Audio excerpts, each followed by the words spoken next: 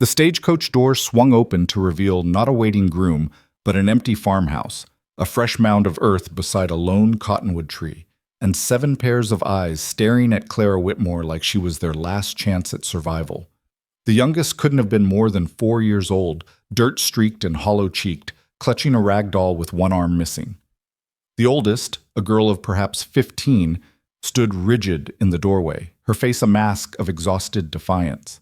Between them, 5 other children formed a ragged line of hope and fear. Clara had traveled 2,000 miles to marry a stranger. Instead, she'd found his grave and inherited his ghosts. Before we begin this journey together, I invite you to stay until the very end of this story, because what Clara discovers in that farmhouse will change not just her life, but the fate of an entire valley. If this story moves you, please hit that like button and leave a comment telling me what city you're watching from. I love knowing how far these stories travel. Now let's step back to where it all began. The November wind cut through Clara's traveling coat like a knife through cotton, carrying with it the scent of wood smoke and something else, the sharp, clean smell of recent snowfall on distant peaks. She stood beside the stagecoach, her 2 leather cases at her feet, staring at the scene before her with a strange calm that surprised even herself. Perhaps it was shock. Perhaps it was simply that after 2,000 miles of rattling coaches, crowded trains, and endless uncertainty, her capacity for surprise had finally been exhausted.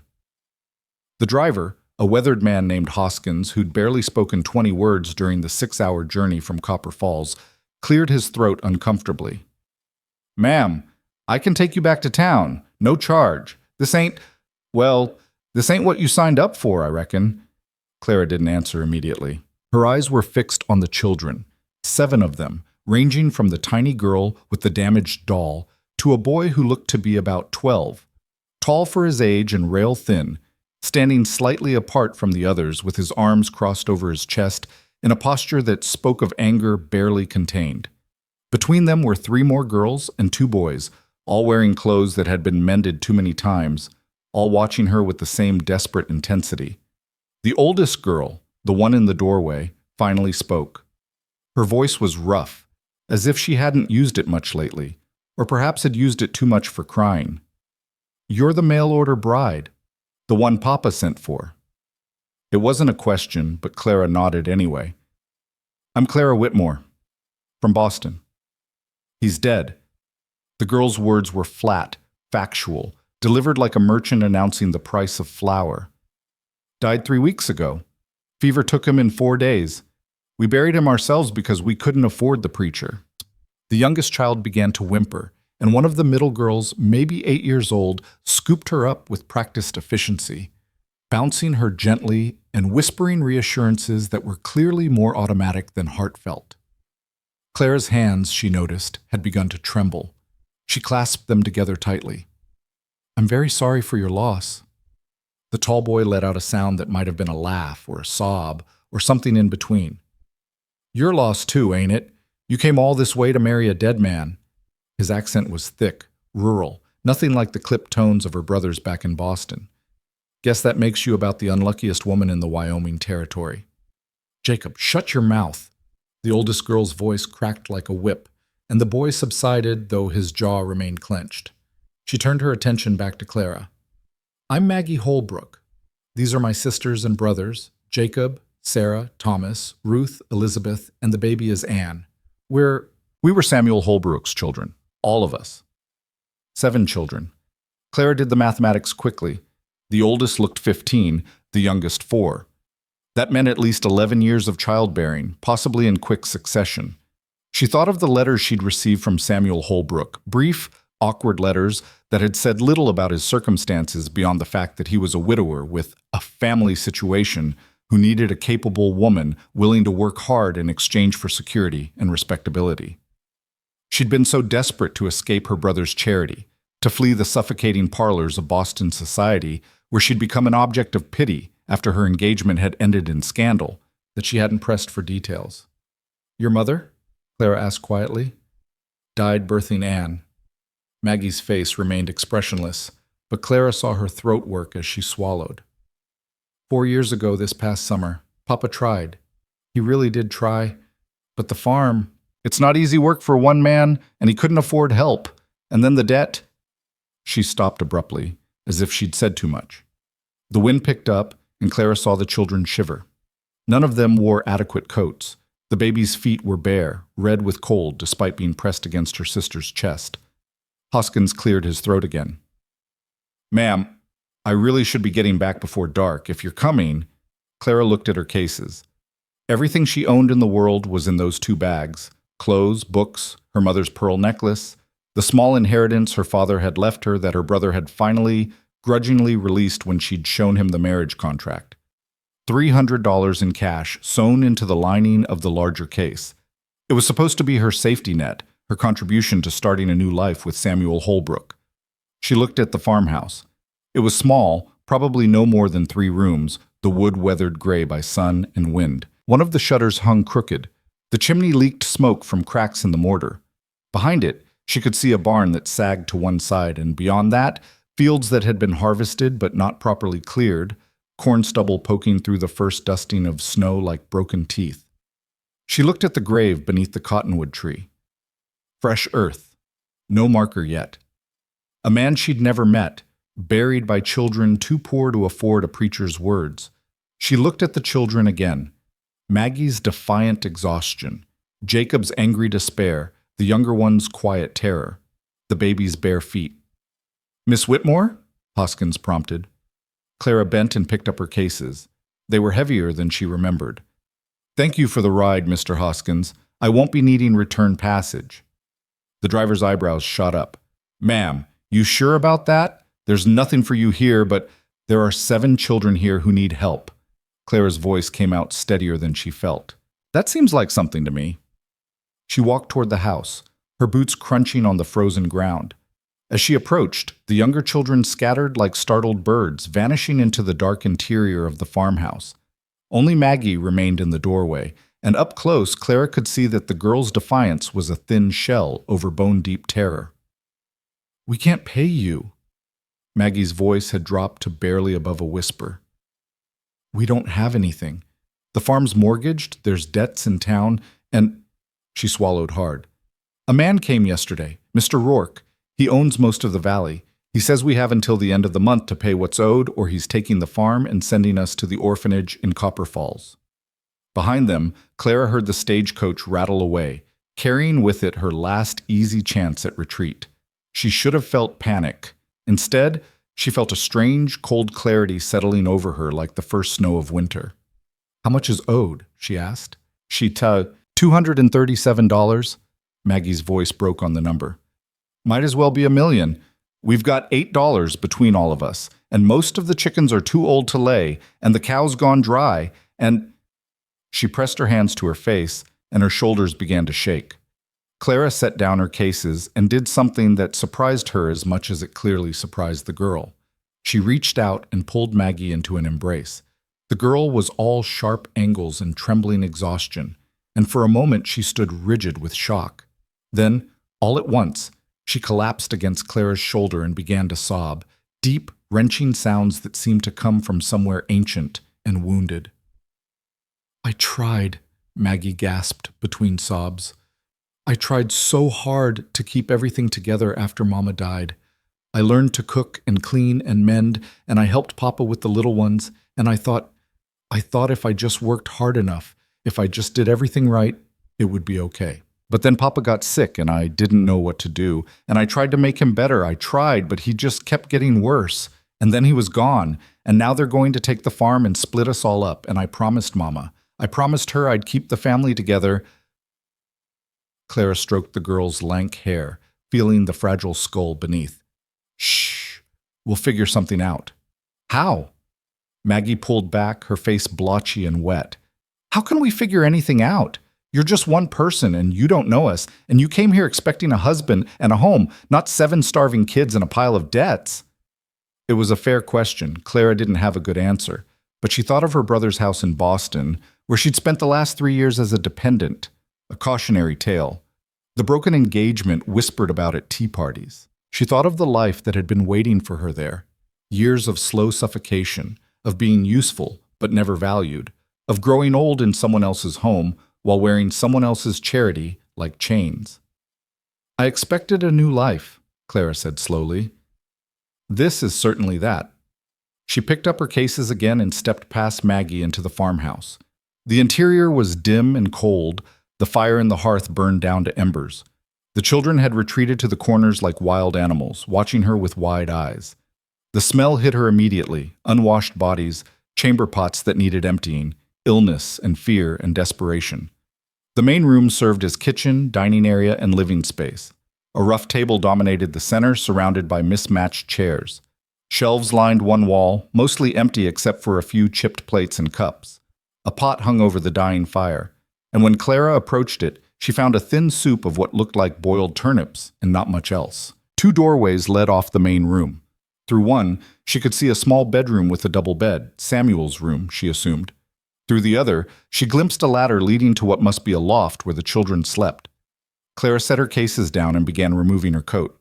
The children watched this simple action with intense fascination, as if they'd never seen someone make themselves at home before. Right, Clara said, more to herself than to them.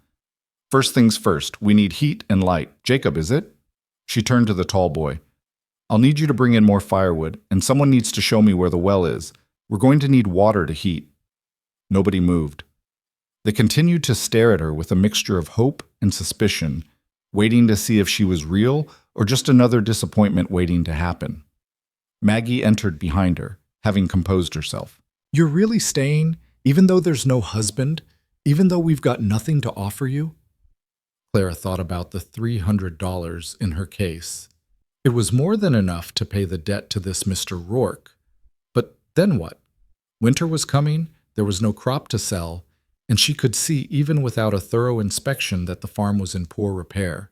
The money might save them this month, but what about the next? Or the one after that? I'm staying, Clara said firmly. At least for tonight. Tomorrow we'll assess the situation properly and make a plan. But right now you children are cold and hungry, and that I can do something about. For the first time, she saw something that might have been hope flicker in Maggie's eyes. It was a fragile, tentative thing, like a candle flame in a strong wind, but it was there. Jacob. Clara turned to the boy again, putting steel into her voice the way she'd heard her mother command servants when she was a child. Firewood. Now. Sarah, it's Sarah, isn't it? She addressed one of the middle girls, who nodded timidly. Show me where the well is. The rest of you. I want this room straightened up. Anything that doesn't belong on the floor needs to be put away. Maggie, you're in charge of organizing them. To her surprise, they moved. Perhaps it was simply that they were so starved for adult direction that anyone giving clear instructions was enough. Or perhaps they sensed something in her, a determination born not of confidence, but of having absolutely nothing left to lose. Sarah led her outside to a well about 30 yards from the house, and together they hauled up bucket after bucket of ice-cold water. It was hard work, harder than anything Clara had done in her carefully sheltered Boston life, and by the time they'd filled the large pot and several smaller vessels, her arms were shaking and her hands were raw despite her gloves. But when they returned to the house, Jacob had built up the fire into a proper blaze, and the younger children had indeed cleared the floor, piling various items onto the table and shelves, with more enthusiasm than organization. The room already felt different, warmer, more alive. Clara set the pot of water over the fire to heat and began taking inventory. The soup in the first pot was pathetic, but there were turnips in a basket along with some wrinkled potatoes and onions. In one corner, she found a barrel of flour that was perhaps a quarter full and a smaller container that held what looked like cornmeal, a crock of lard, some salt, a few withered apples. It wasn't much, but it was something. When did you last eat a proper meal? She asked. The children looked at each other. Finally, Thomas, one of the middle boys, maybe 9 years old, spoke up. Papa made us porridge the morning he took sick. That was, I don't remember how long ago. 3 weeks, Maggie supplied quietly. We've been eating turnip soup and whatever bread I could make, but the flour's almost gone, and I'm not good at making bread. Mama tried to teach me, but I was too young, and then she was gone. And Papa always said my bread was good, but I know it wasn't. It was heavy and hard, and it kept us alive, Clara interrupted gently. That makes it good bread in my book. She rolled up her sleeves. Tonight, we're going to have a real meal, It won't be fancy, but it will be hot and filling. Tomorrow, we'll figure out the rest. As she worked, peeling potatoes, chopping the one onion into small pieces, adding more turnips to the soup, along with a precious handful of flour to thicken it, the children gradually drew closer. At first, they simply watched, but then Ruth, who looked to be about 6, began handing her vegetables from the basket without being asked. Elizabeth, perhaps 7, started setting the table with the chipped plates, her small face serious with concentration. The baby, Anne, had fallen asleep on a pile of blankets in the corner, and Jacob sat near her, ostentatiously carving something from a piece of wood, but Clara noticed his eyes kept darting toward the pot. "Were you a cook back in Boston?" Thomas asked, his voice full of awe, as Clara competently worked her knife through a potato. Clara laughed, and the sound startled her. When had she last laughed? "No, I was a lady of leisure, which is a fancy way of saying I was decorative and useless. My mother employed a cook who made wonderful meals, and I never thought to learn how she did it, but after my mother died and my engagement ended, I went to live with my brother and his wife. They had servants too, but—" She paused, considering how much to say. "But my sister-in-law thought I should earn my keep, so she had the cook teach me kitchen work. At the time, I thought she was being cruel." "And now?" Maggie asked softly. "Now I think she might have saved my life." Clara added the vegetables to the pot, along with a good measure of the lard and all the salt she dared use. "Because at least I know how to make a meal from almost nothing." As the soup cooked, filling the room with smells that made the children's stomachs audibly growl, Clara began to ask questions. She learned that Samuel Holbrook had been a farmer his whole life, that he'd moved to the Wyoming Territory 8 years ago with dreams of owning land and making a success of himself. His first wife, Martha, had been a childhood sweetheart from Missouri. "Mama was strong," Maggie said, her eyes distant. "She could work as hard as any man. She helped Papa clear the fields, and she knew how to preserve food for winter, and she could sew anything. She made all our clothes." Maggie plucked at her faded dress. "I've tried to keep them mended, but I'm not good at it like she was." "Your mother sounds like she was a remarkable woman," Clara said honestly. "She was." Maggie's voice was fierce. "And she loved us all so much, even when things were hard, and they were hard a lot. She always made sure we knew we were loved. She'd sing to us at night and tell us stories and—" Her voice cracked. "And I try to do that for the little ones, but I'm not her. I'll never be her." Clara looked at this 15-year-old girl who had been forced to become a mother to 6 siblings while dealing with her own grief, and felt a surge of anger at the unfairness of it all. "You're not supposed to be her, Maggie. You're supposed to be you. And from what I can see, you've done an extraordinary job keeping your family together under impossible circumstances." Maggie's eyes filled with tears again, but she blinked them back furiously. "Not good enough, though. Papa still died, and we're still going to lose the farm." "Maybe," Clara said. "Maybe not. Let's eat first. Everything looks more hopeless on an empty stomach." The soup was ready, thick with vegetables, rich with the fat from the lard, seasoned with just enough salt to make it savory. It wasn't elegant, but when Clara ladled it into bowls and the children began to eat, the sounds of satisfaction they made were better than any compliment she'd ever received at a Boston dinner party. They ate in near silence, too hungry for conversation. Even the baby woke up and fussed until Sarah gave her small bites of soft potato. Clara watched them devour the simple meal and realized with a chill that they hadn't been exaggerating. They'd been genuinely starving. "How long has the food situation been this dire?" she asked Maggie quietly, while the younger children were occupied with their second helpings. "It's been getting worse for months," Maggie admitted, "even before Papa got sick. The summer crop wasn't good. There was a drought in July and August, and then early frost in September killed what was left. We harvested what we could, but it wasn't enough to sell and feed ourselves. Papa sold the good cow to pay some of the debts, kept the old one for milk, but she dried up a month ago. The chickens are too old to lay regularly. We've been living on turnips and potatoes from the root cellar and whatever bread I could make." Clara did quick calculations in her head. 7 growing children and an adult man, existing on turnip soup and bad bread for months. It was a miracle they'd survived this long. What about neighbors? Surely someone in the valley would have helped. Maggie's expression hardened. "Most folks around here are barely making it themselves, and the ones who have anything extra—" She glanced at Jacob, who had been listening. Tell her about Rork. Jacob set down his bowl, his jaw tight. Caleb Rork owns about half the valley. His daddy founded Copper Falls 30 years ago, and when he died, Caleb inherited everything. Now he buys up farms when folks can't pay their debts, or he loans money at rates nobody can afford to pay back, then takes the land when they default. Half the farmers around here are working their own land as Rork's tenants, and the other half are one bad season away from the same fate. Papa borrowed from him 2 years ago, Maggie continued. After Mama died, Papa couldn't keep up with all the work. He needed to hire help, buy seed, fix the barn roof. Mr. Rork was real friendly about it, said he understood hard times, said the interest was reasonable. But it wasn't. We couldn't keep up with the payments, and they just kept adding up, and now— She spread her hands helplessly. Now he's going to take the farm, Clara said quietly. And split us up. Jacob's voice was raw. He told us straight out, said the county orphanage in Copper Falls would take the younger ones, but Maggie and I are too old. We'd have to find work wherever we could, which means we'd never see our sisters and brothers again. The room had gone very quiet. Even the youngest children seemed to understand the gravity of what was being discussed.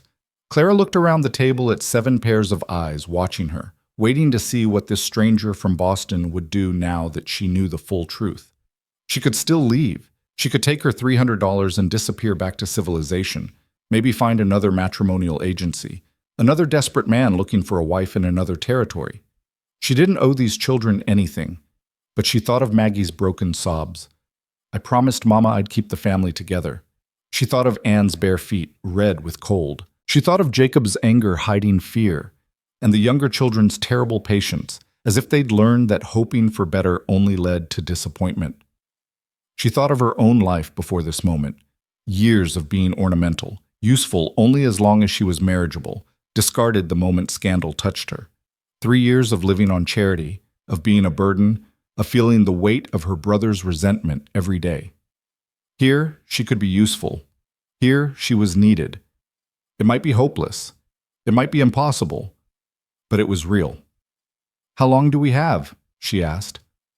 Rork said end of the month. Maggie's voice was hollow. That's 23 days. And if we could pay the debt, would that be the end of it? I suppose. But we can't. $237 might as well be the moon. Clara stood and walked to her larger case. She opened it, reached inside, and felt for the hidden pocket in the lining. Her fingers found the cloth bag, heavy with coins. She pulled it out and set it on the table with a decisive thunk. I have $300, she said. It's everything I own. My marriage portion, I suppose you could call it, though the marriage never happened. If we use it to pay Rork, will that be enough to save the farm? The children stared at the bag as if it were a rattlesnake. You can't, Maggie whispered. That's your money. You need it.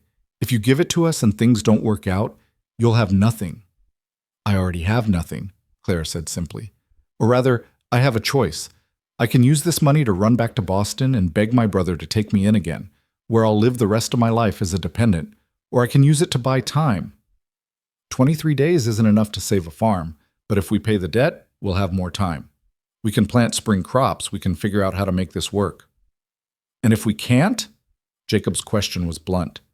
If we try and fail, then you'll have lost everything for nothing. Then I'll have lost it trying, Clara said, which seems better than losing it slowly to fear and regret.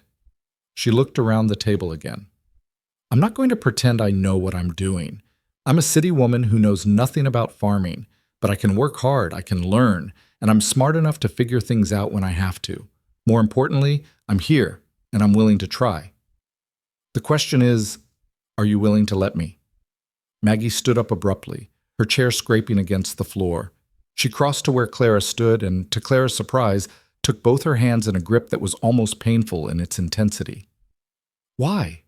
Maggie's voice shook. Why would you do this for us? You don't know us. We're not your family. We're not your responsibility.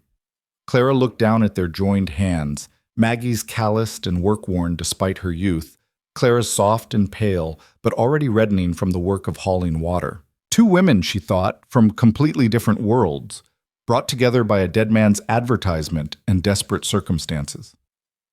Maybe I'm tired of not being responsible for anything, Clara said. Maybe I'm tired of being decorative. Maybe I'm tired of being afraid. She squeezed Maggie's hands gently. Or maybe I just think 7 children shouldn't have to pay for the mistakes and misfortunes of adults. Whatever the reason, I'm here and I'm offering. What do you say? Maggie looked back at her siblings. Jacob's face was still skeptical, but there was something else there now, a tiny spark that might have been hope. The younger children were leaning forward, as if drawn by a warmth they'd almost forgotten existed. We say yes, Maggie whispered. We say thank you. We say, please don't change your mind. I won't, Clara promised, though even as she said it, she wondered if it was a promise she could keep. The rest of the evening passed in a blur of activity. Clara insisted that the children all wash, really wash, with heated water and soap that she found in a basket, precious as it was. While they took turns behind a makeshift screen, she and Maggie stripped the beds in the loft, grimacing at the dirty linens. We ran out of soap for washing clothes, Maggie explained, embarrassed. I tried to make more like Mama did, but I must have done something wrong because it turned out all greasy and useless. We'll figure it out, Clara said. For tonight, we'll just shake these out and air them. Tomorrow, we'll tackle the washing properly. The children emerged from their baths looking like different people. Still too thin, still wearing ragged clothes, but clean and somehow more themselves. Clara noticed that Anne had a constellation of freckles across her nose that had been hidden under layers of grime, and that Ruth had dark hair that curled when it was wet. As the children prepared for bed, climbing the ladder to the loft with sleepy protests about not being tired despite their drooping eyes, Maggie lingered behind. You should take Papa's room, she said. It's only right. It's the only real bedroom. Clara looked toward the small room off the main space. The thought of sleeping in a dead stranger's bed felt macabre, but she could see that Maggie needed her to accept, needed the symbolism of an adult taking the adult space, creating order from chaos. All right, Clara agreed. Thank you. Alone in Samuel Holbrook's bedroom, Clara took inventory of what little the man had left behind. A few changes of clothes, work-worn and patched. A Bible with family names inscribed in the front. Births, marriages, Martha's death carefully noted in a shaky hand. A small wooden box that contained a few papers.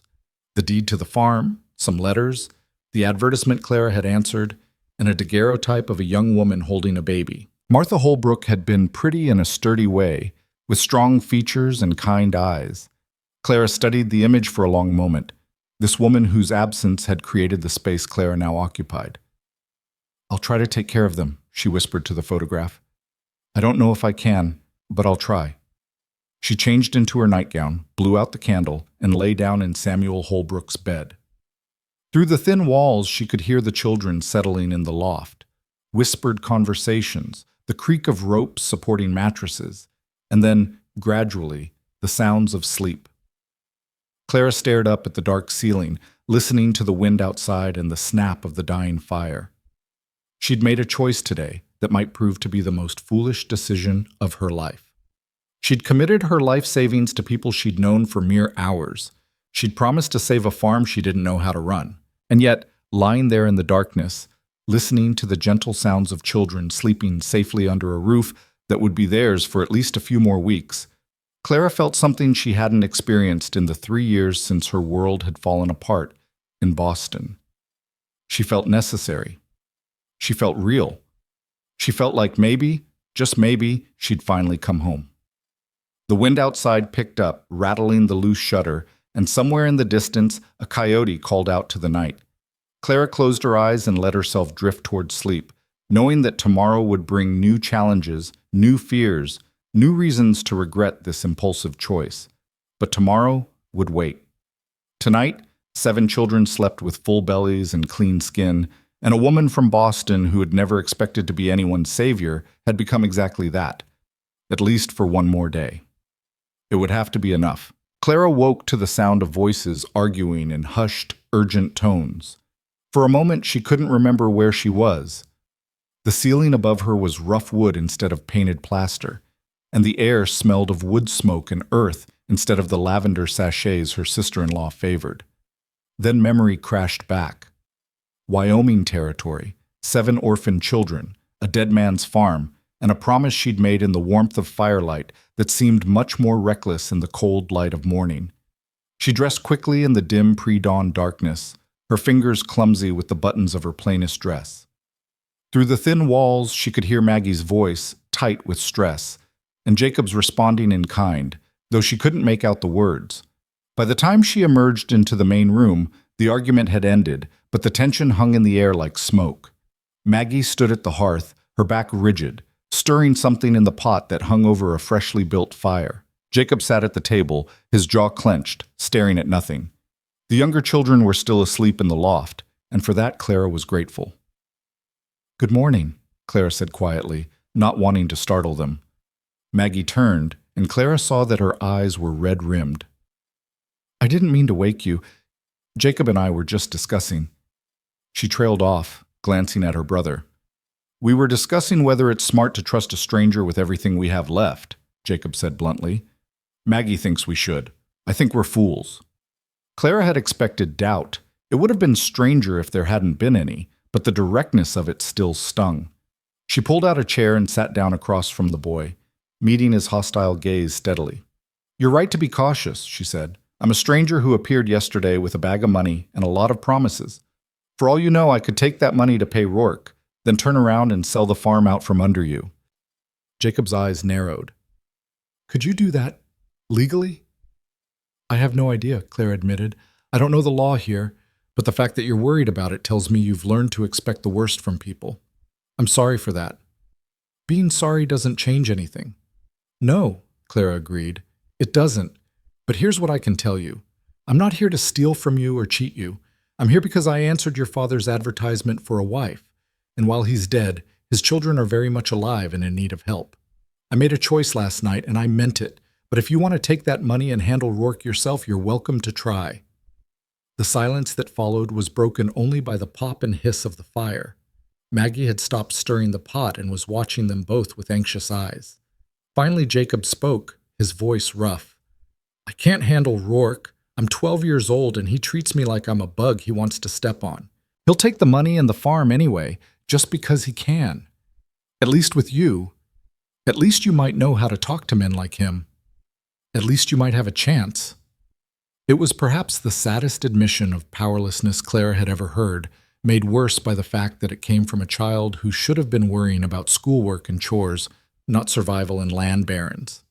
"Then we work together," Clara said firmly, "and we start by understanding exactly what we're up against. Tell me everything you know about Caleb Rork." Over a breakfast of thin porridge that Maggie had managed to coax from the last of the cornmeal, the picture that emerged was grim. Rork had arrived in the Wyoming territory with his father 30 years ago, when the valley was still wild and unclaimed. Old Man Rork had been a shrewd businessman who'd built Copper Falls from nothing, establishing the first general store, the first bank, the first lumber mill. When he died 15 years ago, his son Caleb had inherited not just wealth, but influence. "He's the mayor of Copper Falls," Maggie explained as the younger children began to wake and drift down from the loft, drawn by the smell of food. "He owns the bank, the largest ranch in the valley, and half the businesses in town. If you want to borrow money, you go to Rork. If you need supplies on credit, you go to Rork. If you can't pay, Rork takes whatever you have." "Is there no law?" Clara asked, disturbed. "No sheriff who could intervene if he's taking advantage of people?" Jacob laughed bitterly. "The sheriff is Rork's cousin. The judge is Rork's poker partner. The preacher won't say a word against him because Rork paid for the church roof. Everyone in the valley either works for Rork, owes money to Rork, or is too scared to cross him." As the children ate their meager breakfast, Clara's mind raced. She'd dealt with powerful men before. Her brother moved in circles of Boston influence, and she'd seen how money and connections could bend circumstances to favor the wealthy. But this was different. This was a man who'd built himself into the sole power in an isolated valley, with no checks on his authority and no incentive to show mercy. "When is he coming back?" Clara asked. "You said he gave you until the end of the month, but is he likely to appear before then?" Maggie and Jacob exchanged glances. "He usually comes by once a week," Maggie said slowly. "To check on us," he says, "but really to remind us that our time is running out. He was here 2 days ago, so he'll probably be back in 5 or 6 days. 5 or 6 days to formulate a plan. Clara nodded slowly. Then that gives us time to prepare. First, I want to see the papers, the original loan agreement, anything your father signed.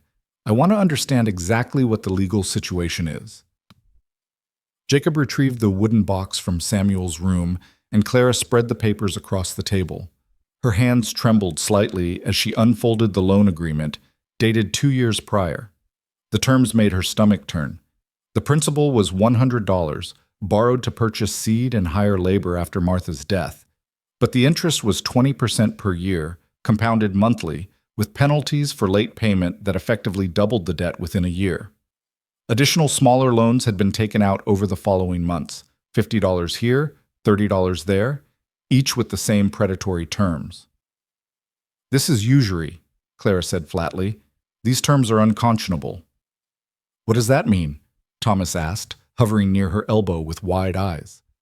It means the interest rates are so high that they're designed to make it impossible to repay the loan, Clara explained, trying to keep her voice calm despite the rage building in her chest. Your father was desperate, and Rork took advantage of that desperation. Can we fight it? Maggie asked, hope flickering in her voice. Can we tell someone that it's not fair? Clara wanted to say yes.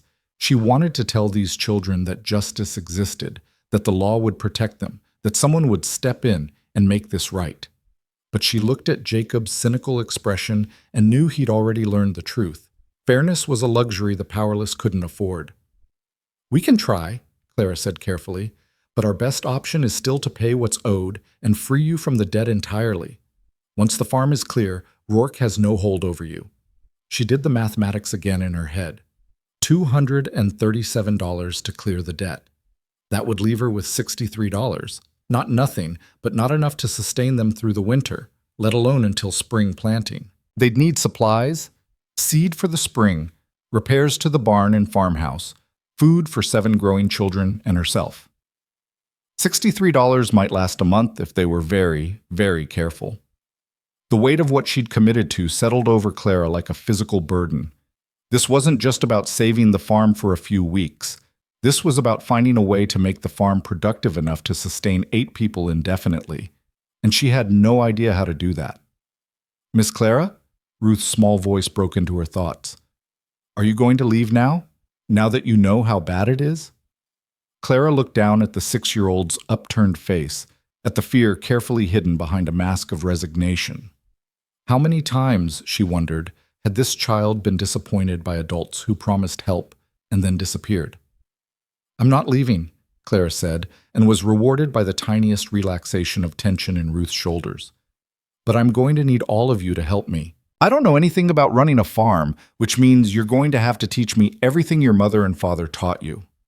I know how to feed the chickens, Elizabeth volunteered eagerly, and I can gather eggs, even though they don't lay very many anymore. I can milk the cow, Sarah added, except she's dry now, but if we could get another cow, I could milk her. I know how to mend fences, Thomas said. Papa showed me. They're not good mends, but they hold for a while.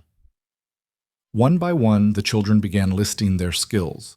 Small things, tasks appropriate for their ages, but Clara listened to each one as if they were describing complicated professions. These children had been working to survive, and their knowledge, limited as it was more than she possessed. Then here's what we're going to do, Clara said, formulating a plan even as she spoke. Today, I'm going to ride into Copper Falls. She paused, realizing a flaw in her plan. Actually, is there a horse? Or some way to get to town? Papa's old mare is in the barn, Jacob said. She's gentle enough, but the saddle's falling apart.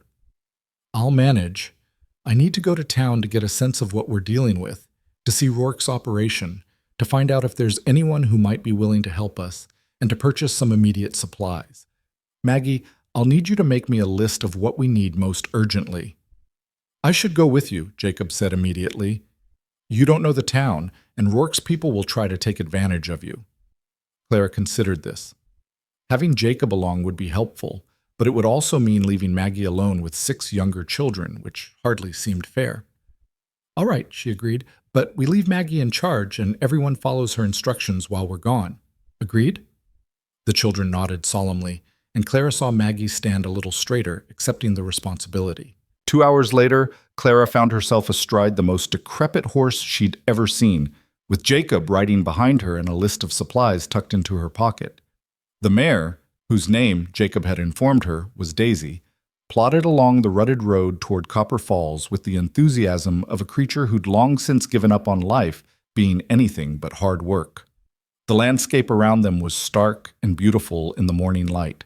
Snow-capped mountains loomed in the distance, and the valley spread out in shades of brown and gold, marked here and there with dark clusters of trees following the path of a half-frozen creek. They passed several other farms along the way, and Clara noted their condition with a sinking heart. Most looked as run down as the Holbrook place, with sagging barns and fields that showed signs of poor harvests. "All of these belong to Rork now," Jacob said, noticing her attention. "Or they will soon. The Johnsons lost their place last spring. The Garcias are 2 months behind on payments. The Blackwoods—" He trailed off, his voice going flat. "The Blackwoods had 8 kids. They're all split up now, scattered across the territory in different orphanages and workhouses." Clara felt cold despite her heavy coat. "How many families has he done this to? In the 5 years since I've been old enough to pay attention?" "At least a dozen. Maybe more." Jacob's hands tightened on her waist as Daisy stumbled over a rock. "People try to fight him, but it never works. He's got the law, he's got the money, and he's got patience. He'll wait you out, let the debt grow, then take everything when you can't pay. And he always makes it look legal. Makes it seem like it's your fault for not managing your money better." "What happened to your father's crop this year?" Clara asked. "Maggie mentioned a drought and early frost, but was it really that bad?" Jacob was quiet for a moment. When he spoke, his voice was carefully controlled, as if he was working hard to keep emotion out of it. "Papa said it was the worst growing season he'd seen in 8 years of farming here. But the Rork ranch had a good year. Their hay was tall, their corn came in full, their cattle were fat. Papa said it didn't make sense. We're all in the same valley getting the same weather. But Rourke's got the best land, the land closest to the creek that never runs dry. And he's got money to buy what he needs when nature doesn't cooperate." Clara filed this information away, along with the growing picture of systematic exploitation that was emerging. Rork hadn't just taken advantage of individual families' misfortunes. He'd positioned himself to profit from the very conditions that ruined his neighbors. Copper Falls, when they reached it an hour later, was larger than Clara had expected. A main street lined with wooden buildings, side streets branching off toward residential areas, and the constant sound of a sawmill operating somewhere at the edge of town. The streets were busy with wagons and horses, and people moved with the purposeful energy of a community that worked hard for its survival. Jacob directed her to the general store, and they tied Daisy to the hitching post outside. The store was well stocked, Clara noted, with shelves full of goods that would have been expensive luxuries in Boston: coffee, sugar, bolts of fabric, tools, lamp oil. Behind the counter stood a thin man with spectacles in a nervous manner. "Help you?" he asked. Then his eyes landed on Jacob, and his expression shifted to something like pity mixed with discomfort. "Oh, Jacob Holbrook. I heard about your father. I'm sorry for your loss." "Thank you, Mr. Peters," Jacob said stiffly. "This is Miss Clara Whitmore. She's going to be staying at our farm. She needs supplies." Mr. Peters' eyebrows rose slightly, but he was too polite to ask the questions Clara could see forming behind his eyes. "Of course. What can I get for you?" Clara pulled out Maggie's list, but before she could begin reading it, the bell over the door jangled and 3 men entered. They were dressed in work clothes but carried themselves with the casual confidence of those who answered to no one. The largest of the 3, a man with a thick black beard and cold eyes, looked Clara up and down with an expression that made her skin crawl. "Well now," he said slowly. "Who's this? Don't recall seeing you around these parts before." "Miss Whitmore is new to the valley," Mr. Peters said quickly, his nervousness ratcheting up several notches. "She's just purchasing some supplies." "Whitmore." The bearded man rolled the name around like he was tasting it. "You wouldn't happen to be the mail-order bride old Sam Holbrook sent for, would you? The one who showed up after he was already in the ground?" Clara felt Jacob tense beside her, but she kept her voice level and cool. "I am Clara Whitmore, yes. And you are?" "Frank Drucker. I work for Mr. Rork. He smiled, showing yellowed teeth. He'll be real interested to hear Sam Holbrook's bride decided to stick around. Real interested. I'm sure Mr. Rork has many more important concerns than my travel arrangements, Clara said crisply, turning back to Mr. Peters. Now, I'll need 20 pounds of flour, 10 pounds of sugar, salt, lard, coffee if you have it. And you planning to pay cash for all that? Drucker interrupted. Or were you hoping to put it on the Holbrook account? Clara turned to face him fully, drawing on every lesson in deportment her mother had drilled into her about dealing with unpleasant people. I plan to pay cash, Mr. Drucker. As it's none of your concern either way, I suggest you attend to your own business. The other two men with Drucker chuckled, but Drucker's face darkened. Everything in this valley is Mr. Rorke's concern, and the Holbrook farm is definitely his concern, seeing as how it's going to be his property in a few weeks. You'd be smart to remember that. I'll remember that you've threatened me in front of witnesses, Clara said quietly. I'm sure that will be useful information should I need it later. Drucker took a step toward her and Jacob moved to put himself between them. But before the situation could escalate, another voice cut through the tension. Frank, that's enough. The man who'd spoken stood in the doorway, and even without introduction, Clara knew this had to be Caleb Rork. He was perhaps 45, well-dressed in a way that stood out in this rough town, with iron-gray hair and features that might have been handsome if they hadn't been arranged in an expression of calculated charm that didn't reach his eyes. Mr. Rork, Drucker said, stepping back. You were just leaving, Rork finished. Go check on that lumber shipment like I asked you to an hour ago. Drucker and his companions filed out, and Rork turned his attention to Clara. His smile was warm, his manner courteous, but Clara found herself liking him even less than she'd liked his aggressive employee. You must forgive Frank, Rork said smoothly. He's protective of my interests, sometimes to a fault. I'm Caleb Rork. And you are the famous Miss Whitmore, I presume? The bride who traveled all this way only to find tragedy waiting? Clara Whitmore, she confirmed, not offering her hand. And yes, I was expecting to marry Samuel Holbrook. Obviously, circumstances have changed. Indeed they have. Rorke's eyes were sharp, assessing.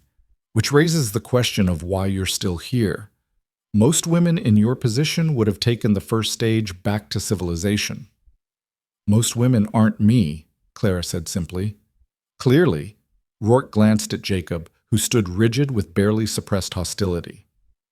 Young Holbrook, how are you and your sisters managing? It must be difficult without your father. We're managing fine, Jacob bit out. Are you? Rorke's tone was sympathetic, but Clara heard the steel beneath it. Because I've been concerned. 7 children trying to survive the winter on a failing farm with no adult supervision. It's a recipe for disaster. That's why I've made arrangements with the county orphanage. They're good people. They'll take care of the younger ones. And I've already identified positions for you and Maggie. It won't be easy being separated, but at least everyone will be fed and sheltered. We don't need your charity, Jacob said through clenched teeth. It's not charity, son. It's necessity. You can't pay the debt, which means the farm will become my property at the end of the month. Once that happens, you'll have no choice but to accept help. Rork turned back to Clara, his expression sobering. Miss Whitmore, I understand you've formed some attachment to these children in the brief time you've known them. That speaks well of your heart, but sentiment won't feed 7 mouths through a Wyoming winter. Be realistic. You can't save them. Perhaps not, Clara said calmly, but I can try, and I have resources you're not aware of. Something flickered in Rorke's eyes. Interest. Calculation. Resources? Miss Whitmore, if you're thinking of using your own money to pay the Holbrook debt, I strongly advise against it. That farm is barely viable. Even if you clear the current debt, you'll just end up right back in the same situation next year, only poorer for the experience. That's my concern, not yours, Clara said. Actually, as the holder of the mortgage, it is somewhat my concern. Rorke's smile never wavered. I'd hate to see you throw away your savings on a lost cause. Why don't you come by my office tomorrow? We can discuss this reasonably, away from all these eager ears. Perhaps we can come to an arrangement that benefits everyone. What kind of arrangement? Clara asked, though she suspected she knew. Well, the children could be settled in good situations, The debt could be forgiven, and you, he paused delicately. A woman of your obvious quality and education could be a real asset to a community like Copper Falls. I'm sure we could find you a position. My own household, for instance, could use someone to oversee the staff. The pay would be generous. Clara understood the offer for what it was, a bribe. Give up the children, give up the farm, and Rork would give her a comfortable position in his employment, where she'd be dependent on his goodwill and under his control. Thank you for the offer, she said coolly, but I'm quite satisfied with my current situation. Rorke's smile thinned slightly. Think carefully, Miss Whitmore. Winter in the Wyoming Territory is nothing like winter in Boston. It's harsh, it's deadly, and it shows no mercy to those who aren't prepared. You're playing a game you don't understand with stakes you can't afford to lose. Then it's fortunate I'm a quick learner, Clara said. She turned back to Mr. Peters, who'd been watching the exchange with wide eyes. As I was saying, I'll need those supplies, and I'll pay cash. Rork watched as she counted out money from her small purse, not the large sum hidden in her case back at the farm, but the smaller amount she'd brought for immediate purchases. His expression remained pleasant, but Clara could feel the calculation behind it, the recalibration of strategy. Until the end of the month then, Miss Whitmore, he said finally. I'll expect payment in full on the 1st of December. If you can't pay, he shrugged. Well, we've already discussed the alternatives. He left the store, and Clara released a breath she hadn't realized she'd been holding. Beside her, Jacob was shaking with either rage or fear or both. He's going to make this hard for us, Jacob whispered. You heard him. He doesn't want us to succeed. He wants the farm. I know, Clara said, which is why we're not going to give him the satisfaction of seeing us fail. They finished purchasing supplies, enough flour, salt, and lard to last a few weeks, along with some dried beans and a precious pound of coffee. Clara also bought needles, thread, and a large piece of sturdy canvas that might serve to patch the barn roof. Mr. Peters packed everything carefully, and as Clara counted out the money, he leaned forward. Miss, he said quietly, glancing toward the door to make sure Rork was truly gone. I don't know what you're planning, but you should know that Rork doesn't make idle threats.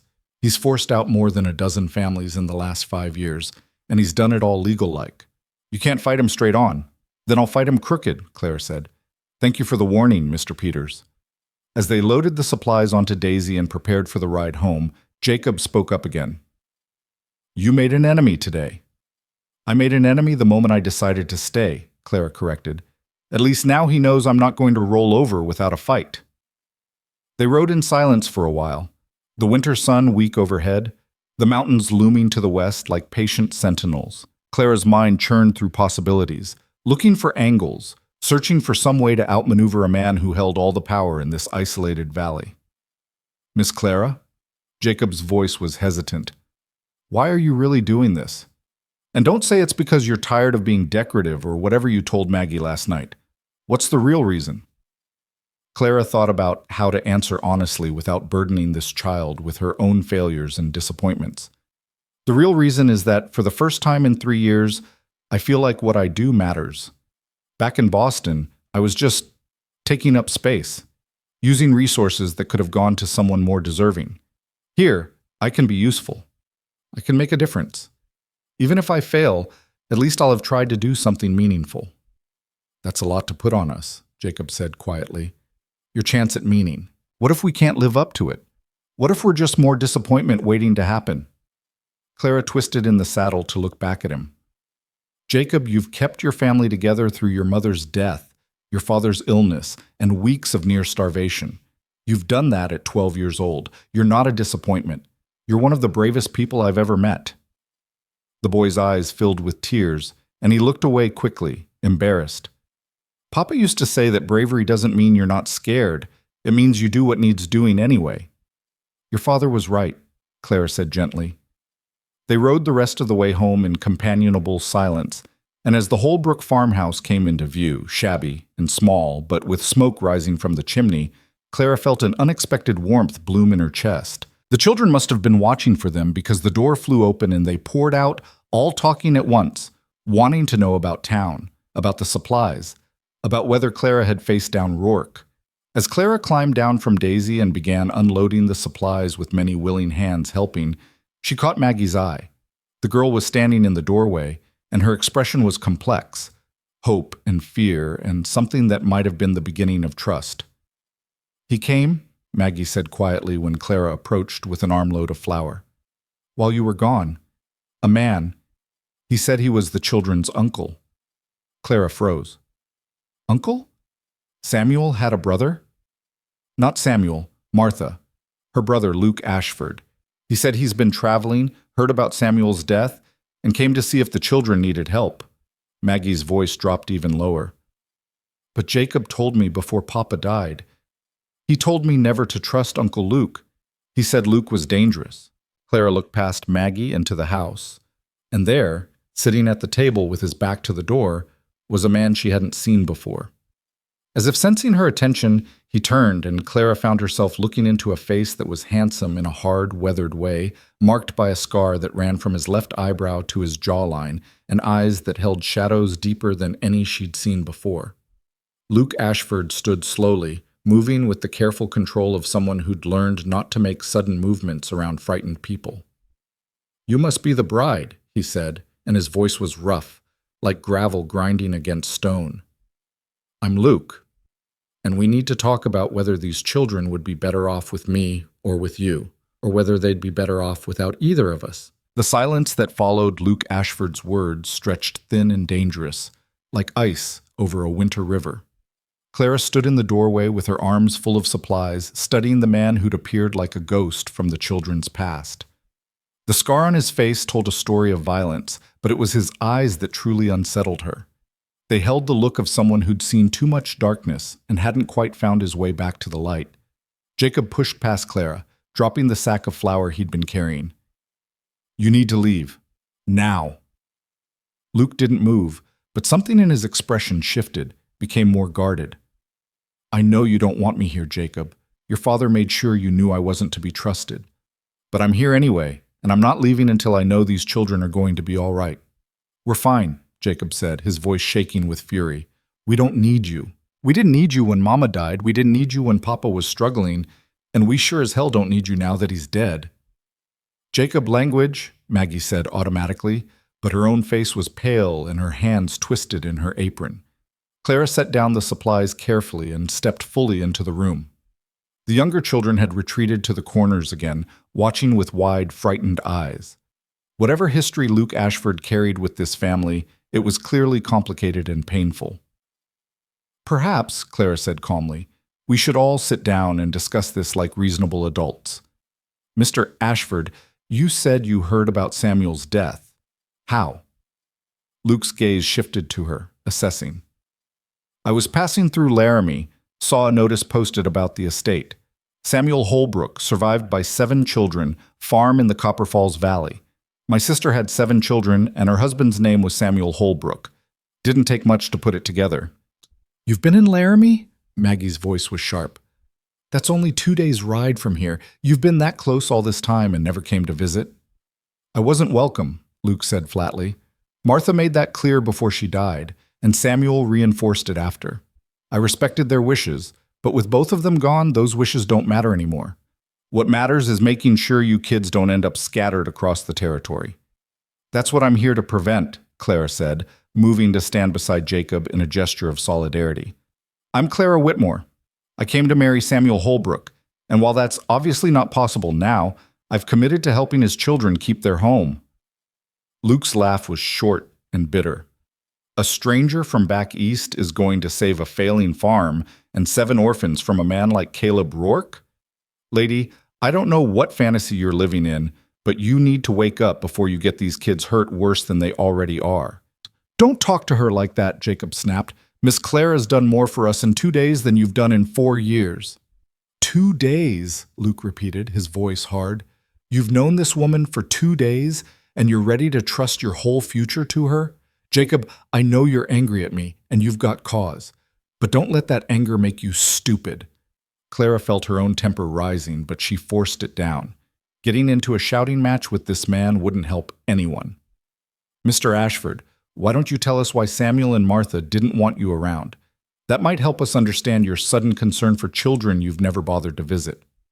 Luke's jaw tightened, and for a moment Clara thought he wouldn't answer. Then he sighed and ran a hand through his dark hair, the gesture weary. I made mistakes, big ones. Martha and I, we grew up hard. Parents died when we were young. We raised ourselves mostly. I learned to survive by doing things that weren't always legal or smart. Got into some trouble, the kind that follows you.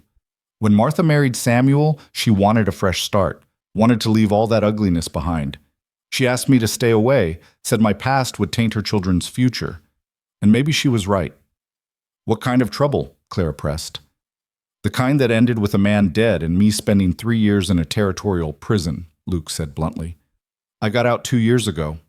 Been drifting since, trying to figure out who I am when I'm not angry or fighting or running. When I saw that notice about Samuel, I thought maybe I could do something right for once. Help my sister's kids. Maggie had sunk into a chair, her face stricken. Mama never told us. She just said you'd gone away and we shouldn't ask about you. She was protecting you, Luke said quietly, like she always did. Martha was the strong one, the good one. I was the screw-up. Nothing's changed on that front. You killed someone, Thomas whispered from his corner, and several of the younger children whimpered. I did, Luke admitted, not looking away from the boy's horrified gaze. He was trying to kill me first, and I was defending myself, but that doesn't change the fact that a man died by my hand. I'm not proud of it. I'm not proud of a lot of things I've done. But I've paid for my crimes, and I'm trying to be better. Clara studied him, trying to reconcile the brutal honesty of his words with the dangerous look in his eyes. Everything about Luke Ashford screamed trouble, and yet he'd come here knowing he wouldn't be welcome, knowing the children would fear him, just to make sure they were safe. That spoke of something deeper than mere obligation. Even if your intentions are good, Clara said carefully, what exactly do you think you can do? You said yourself that I can't save them from Rork. What makes you think you can? I didn't say I could save them from Rork, Luke corrected. I said you couldn't, but I know men like Rork. I've worked for men like Rork. I know how they think, how they operate, and I know their weaknesses. You're a lady from Boston who thinks you can fight power with manners and money. That might work back east, but out here, it'll just get you crushed. And what's your alternative? Clara challenged. Fight violence with violence? Terrorize Rork into leaving us alone? That'll just give him an excuse to bring in the law and have you arrested again, or worse. I wasn't suggesting violence, Luke said, though something in his expression suggested he'd at least considered it. But I know things. I hear things. Men like Rork, they don't get that powerful by being clean. They cut corners, they break laws, they hurt people.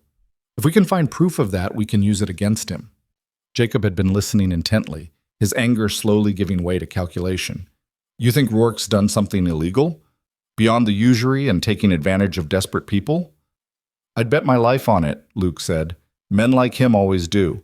The question is finding evidence that would hold up, and finding someone with the authority and courage to act on it. Clara felt the first stirrings of hope, fragile and dangerous. The sheriff is Rork's cousin, but what about the territorial government or federal authorities? Territorial governor's in Cheyenne, 2 weeks' ride from here, Luke said, and he's got bigger problems than one land baron squeezing farmers. Federal authorities only care if it's a federal crime, Indian affairs, mail fraud, that kind of thing. No, if we're going to take down Rork, it has to be local, and it has to be public enough that his connections can't bury it. So what do you suggest? Clara asked. Before Luke could answer, the sound of horses approaching made everyone freeze. Through the window, Clara could see 3 riders coming up the road at a purposeful pace, not the casual speed of neighbors, but the determined advance of men on a mission. That's Drucker, Jacob said, his voice tight. And 2 of Rork's other men. Luke was at the window in 2 strides, his whole body tensing. How many guns in the house? Papa's rifle, Maggie said, her voice barely above a whisper. But we don't have much ammunition. Get it, Luke ordered, then seemed to catch himself. Please, and get the children into the back room. Whatever happens, keep them quiet and out of sight. Clara wanted to argue, wanted to insist that surely Rork's men wouldn't do anything violent in broad daylight, but the look on Luke's face silenced her. This was a man who knew violence intimately, and if he was concerned, she needed to take it seriously. Maggie herded the younger children toward Samuel's old room, while Jacob retrieved the rifle from above the fireplace. Clara noticed his hands were steady as he checked it, and she wondered what other hard lessons this 12-year-old had already learned. "Put it away," Luke said quietly. "Don't give them an excuse, but keep it close." The riders pulled up outside, and through the window Clara could see Drucker dismounting, flanked by his two companions. They weren't bothering to hide the guns on their hips. "Stay behind me," Luke told Clara, "and let me do the talking. Men like Drucker respect strength, not reason." "I don't take orders from you," Clara said, but she didn't move to the door either. Drucker's fist hammered against the wood, and Luke opened it before he could knock again. The two men faced each other, and Clara saw Drucker's eyes widen slightly in surprise before narrowing in calculation. "Well now," Drucker said slowly, "didn't expect to find anyone here except kids and that mail-order bride. Who might you be?" "Luke Ashford, these children's uncle. And you're trespassing on private property." Drucker's smile was ugly. "Private property that's about to become Mr. Rorke's property. We're just here to do an assessment, make sure nothing of value goes missing before the transfer." "The farm doesn't transfer until the end of the month," Clara said, stepping forward despite Luke's warning look. "And only if the debt isn't paid. Since I plan to pay it, this assessment is premature and unwelcome."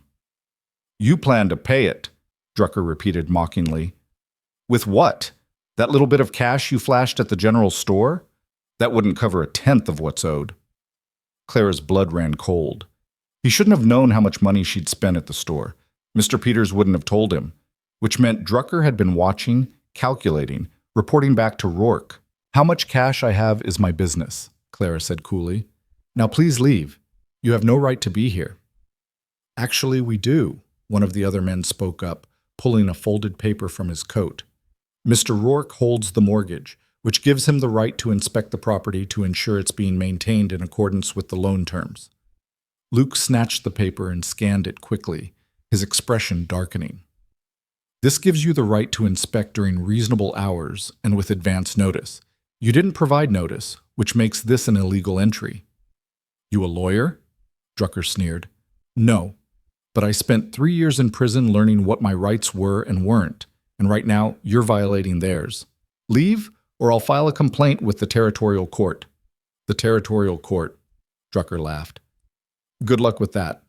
But fine, we'll leave today. We'll come back tomorrow with proper notice. And the day after that, and the day after that. Every day until the end of the month, we'll be here, watching, waiting. And when you can't pay, and you won't be able to pay, we'll be here to take possession. Mr. Rorke wants to make sure the transition is smooth." "Tell Mr. Rorke that the debt will be paid in full," Clara said, forcing confidence into her voice, "and that his presence on this property before then is harassment." Drucker's eyes locked onto hers, and what she saw there made her skin crawl. "You're making a big mistake, lady. Mr. Rorke tried to be nice, tried to offer you a way out, but you spat in his face. Now you're going to learn what happens to people who cross him in this valley." "Is that a threat?"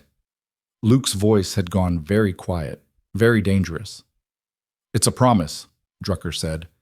"This valley belongs to Mr. Rorke. The land, the businesses, the people, all of it. You two might be too stupid or too stubborn to understand that, but you'll learn. Everyone does, eventually." He mounted his horse, and the three men rode off, but not back toward town. Instead, they stopped at the edge of the property line, clearly visible from the house, and began making notes, pointing at the barn, the fields, the house itself. Luke closed the door and leaned against it, his jaw clenched. They're surveying, making plans for after they take possession. Rorke's already counting this place as his. Clara felt sick. Can they really come back every day? Legally? If they have that right written into the mortgage terms, yes. And they'll use it to intimidate you, to make you feel like prisoners in your own home, to wear you down until you give up and leave.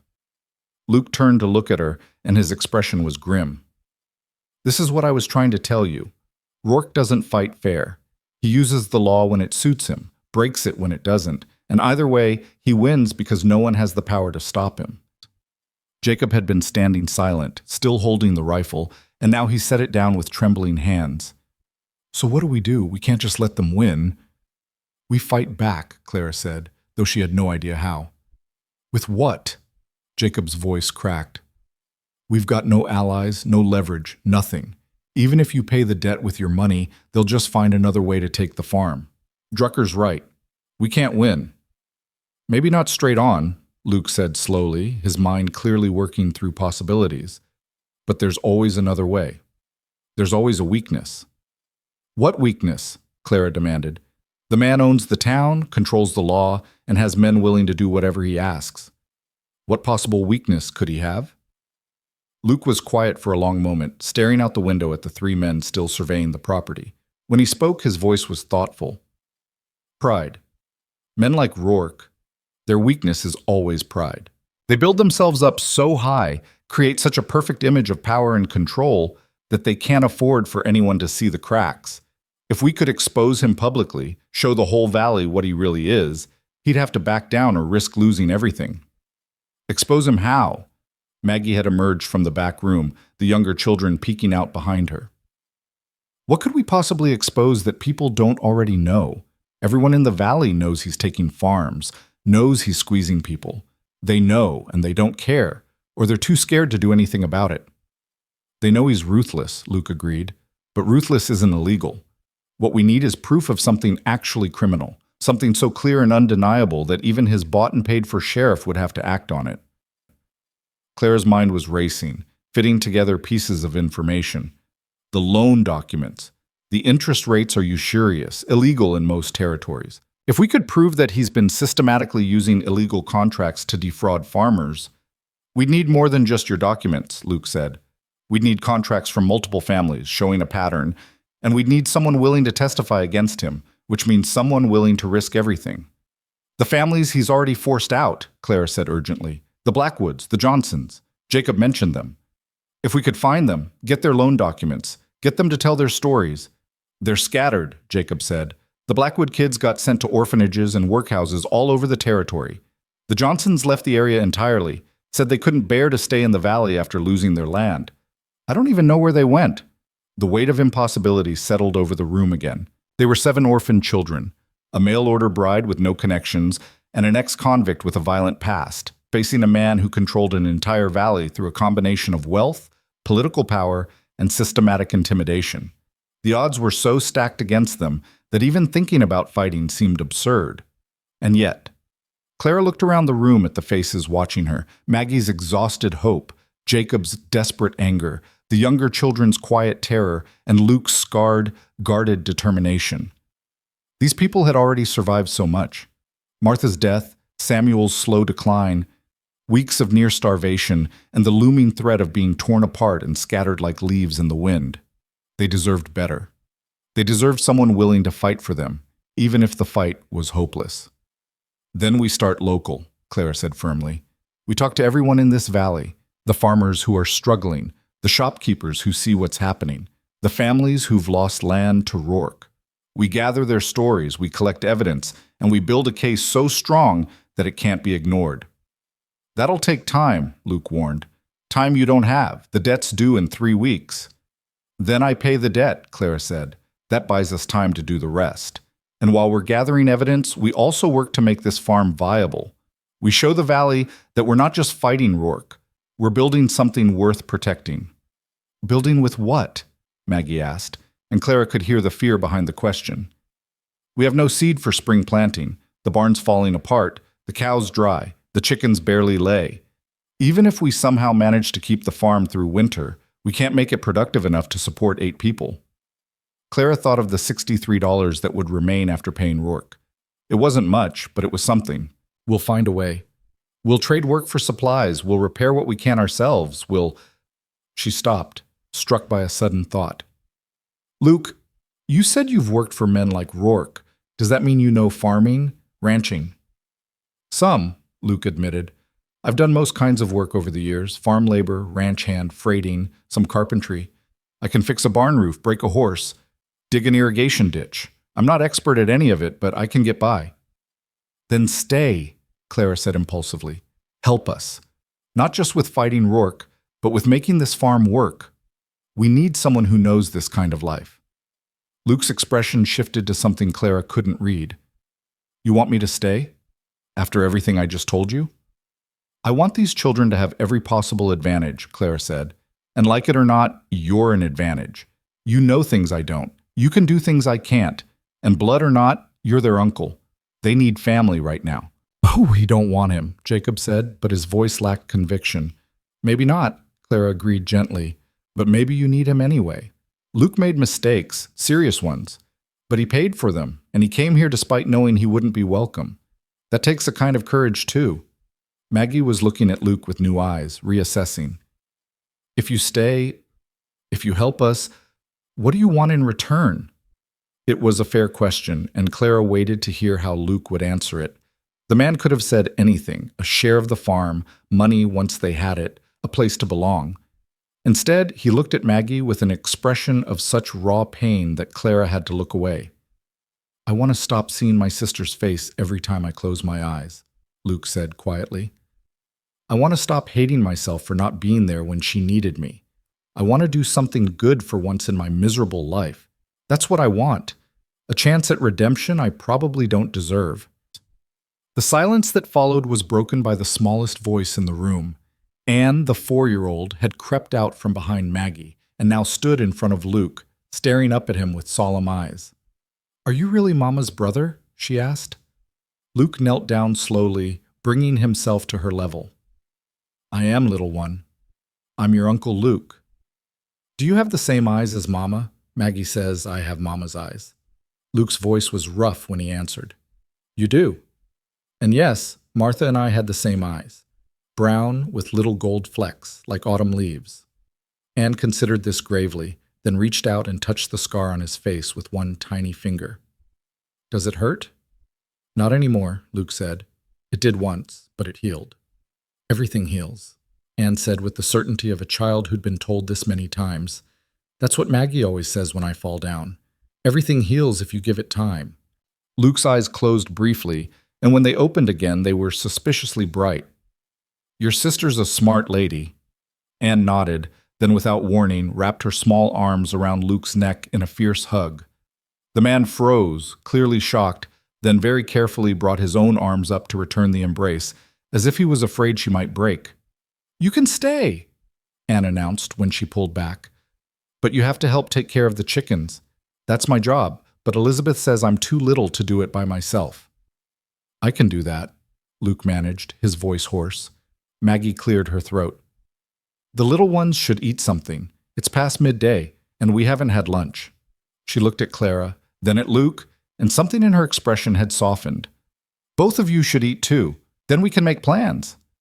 Over a simple meal of bread and the last of the soup from the night before, they began to strategize. Luke sketched out a mental map of the valley's farms, identifying which families were in danger from Rork and which might be willing to help.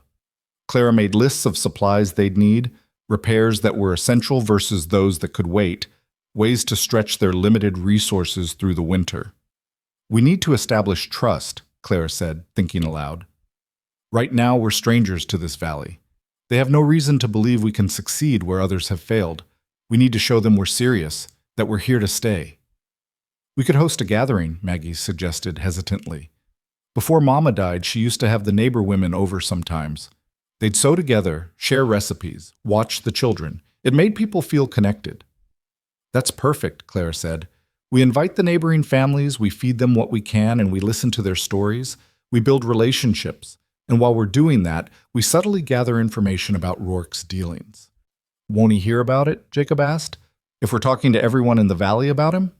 Let him hear, Luke said. Let him know we're not backing down. Right now, he thinks you're scared children and a naive woman. We need to change that calculation, make him see us as a real threat. That'll force him to make mistakes, to overreach. And when he does, we'll be ready. The conversation continued into the afternoon, and as they talked, Clara began to see a path forward. It was narrow, treacherous, and fraught with dangers, but it existed. They could pay the debt, buying time. They could reach out to the community, building alliances. They could gather evidence against Rork while simultaneously working to make the farm viable. It would take perfect execution, incredible luck, and more courage than any of them probably possessed. But it was possible. The sound of more horses approaching made everyone tense again, but this time it was just a single rider, an older woman on a sturdy plow horse, a basket balanced in front of her. "That's Mrs. Chen," Maggie said, surprised. "She has the farm 3 miles east. She was friends with Mama." They went out to meet her, and the woman dismounted with the stiffness of someone whose joints pained her. She was perhaps 60, with weathered skin and sharp, intelligent eyes that took in everything. The children's thin faces, Clara's Eastern clothes, Luke's scarred presence, and the 3 men still surveying from the property line. "I heard Samuel Holbrook's bride arrived after he died," Mrs. Chen said without preamble. "Thought you might need some real food." She handed the basket to Maggie, who opened it to reveal fresh eggs, a loaf of bread that actually looked edible, and some dried venison. "Thank you," Clara said, genuinely touched. "That's very kind." Mrs. Chen's eyes were knowing. "It's not kindness, it's investment. I've lost 2 of my sons to Rork. He took them on as ranch hands when my husband died and we couldn't keep up with the farm work. Now they're bound to him by debt, working for wages that barely cover their food and board. I've seen a dozen families destroyed by that man, and I'm tired of watching it happen." "Then help us," Clara said impulsively. "We're going to fight him. We're going to gather evidence and rally the valley and find a way to stop him from doing this to anyone else. But we need allies." Mrs. Chen studied her for a long moment. "You're either very brave or very foolish. Probably both. But all right. I'll help where I can, and I'll spread the word to others who might be willing. But you need to understand something. Most people in this valley are too scared or too broken to fight. Rourke's been crushing resistance for 15 years. You'll be lucky to find a dozen people willing to stand with you." "A dozen is more than none," Luke said. "True enough." Mrs. Chen glanced at the men on the property line. "Drucker and his thugs have been out here all afternoon, I see. That means Rourke's worried. Good. Let him worry. Let him wonder what you're planning. Just be careful. Worried men do desperate things." She mounted her horse again with some difficulty, waving off Clara's offer of help. "I'll come by in a few days, bring some more supplies, and I'll talk to the Hallorans and the Reyes family. They both got grievances against Rork. Might be they'll join your cause." After she left, Clara felt a spark of hope that was almost painful in its intensity. One ally. It wasn't much, but it was a start. As evening fell and the children began their evening chores, feeding the ancient chickens, bringing in water, preparing for another cold night, Clara and Luke stood on the porch, watching Drucker and his men finally ride away as the sun set behind the mountains. "You know this is probably going to fail," Luke said quietly. "The odds are against us, the power structure is rigged, and Rork has resources we can't match. Most likely we'll fight as hard as we can and still lose everything." "I know," Clara said, "and you're going to try anyway." "I am." Luke was quiet for a moment. "Martha used to say that about you, you know? People like you, I mean. She'd say there were folks in the world who saw injustice and couldn't just walk away, even when walking away would be smarter. She admired that, even though she thought it was impractical." "Was your sister a practical woman?" Clara asked. "Very. Had to be, raising 7 kids on a failing farm. But she also believed in standing up for what was right. She just did it quietly, in small ways. She would have liked what you're doing here, even if she'd have told you it was impossible." Clara smiled sadly. "I wish I could have known her." "Yeah," Luke said softly. "Me too. Really known her, I mean. Not just the sister I grew up with, but the woman she became. The mother, the wife, the person who built a life out here despite everything working against her. I wasted a lot of years being angry and stupid. By the time I figured out what mattered, she was already gone."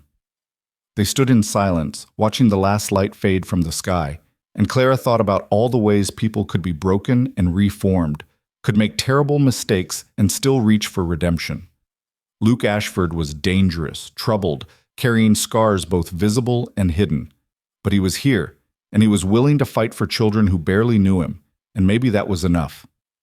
Inside, she could hear the sounds of the children preparing for bed, Maggie's patient voice directing the younger ones, Jacob's quiet reassurances to Thomas about something, Anne's sleepy questions about whether Uncle Luke would really help with the chickens tomorrow. They sounded almost normal, almost like a family instead of a collection of survivors clinging to the wreckage of their former lives. "Tomorrow," Clara said, "we start fighting back. We pay the debt, we reach out to the valley, and we make Rork understand that we're not going to disappear quietly." "Tomorrow," Luke agreed. "But tonight, we let the kids sleep safe. That's something, at least." It was something. In a world that had taken so much from these children, one more night of safety was a victory worth claiming. And as Clara went inside to help settle the younger ones for bed, she allowed herself to believe, just for a moment, that maybe, somehow, they really could win this fight.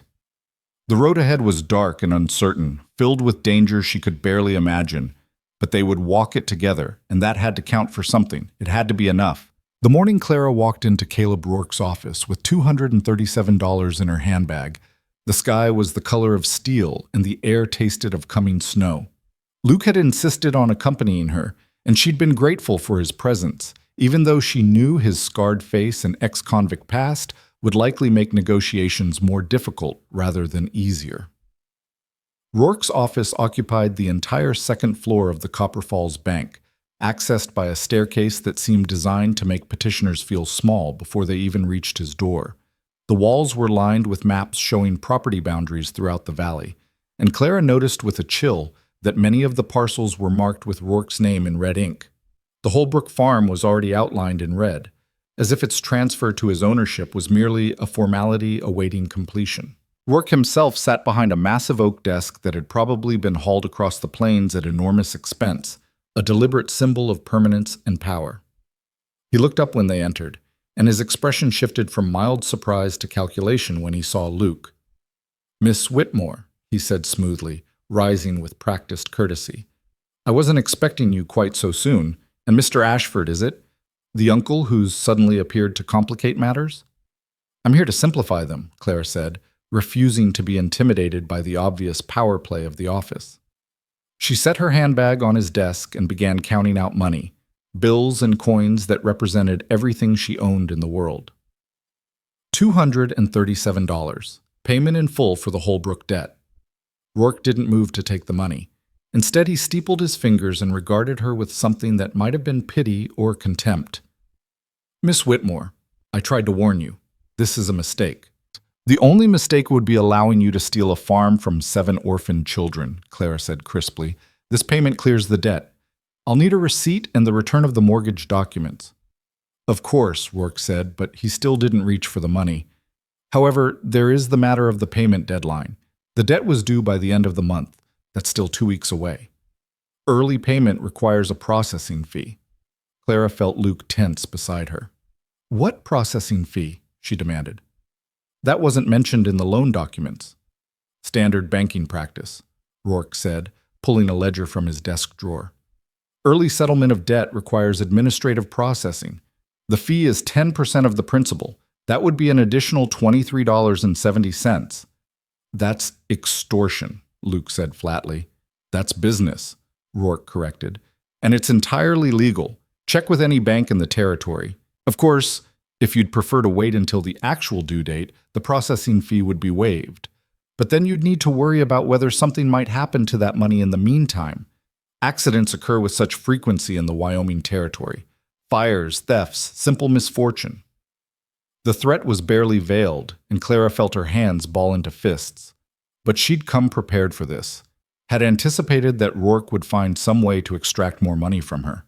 She'd held back an extra $30 for exactly this kind of contingency. "Fine," she said, reaching into her handbag again and pulling out the additional money. $260.70. "Now give me the receipt and the documents." Rorke's smile never wavered as he counted the money with deliberate slowness, checking each bill for authenticity. When he was satisfied, he opened a safe behind his desk and withdrew a folder containing the Holbrook mortgage documents. He made a great show of stamping them paid in full and preparing a receipt in his elegant handwriting. "There," he said, handing everything to Clara. "The farm is free and clear. Congratulations, Miss Whitmore. You've just purchased yourself a winter of hardship followed by eventual bankruptcy. I'll be here when you're ready to sell." "We're not selling," Clara said, gathering the documents carefully. "Everyone sells eventually," Rork said. The question is whether you sell on your terms or mine. I'm a patient man, Miss Whitmore. I can wait." As they descended the stairs and emerged back onto the main street of Copper Falls, Clara felt simultaneously triumphant and terrified. She'd saved the farm, for now. But Rork was right about one thing. Paying the debt had only bought them time, not security. They still had to survive the winter, plant crops in the spring, and somehow make the farm profitable enough to sustain 8 people. And all of that assumed Rork didn't find another way to destroy them. "He's going to come after us harder now," Luke said quietly as they walked toward the general store, where they'd tied Daisy. "You embarrassed him, made him look weak in front of witnesses. Men like Rork can't tolerate that." "Let him come," Clara said with more confidence than she felt.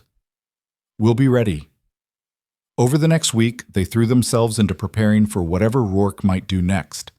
Luke proved invaluable, his varied work experience translating into practical skills that the farm desperately needed. He repaired the barn roof using the canvas Clara had purchased and some salvaged lumber he found in an abandoned homestead 3 miles away.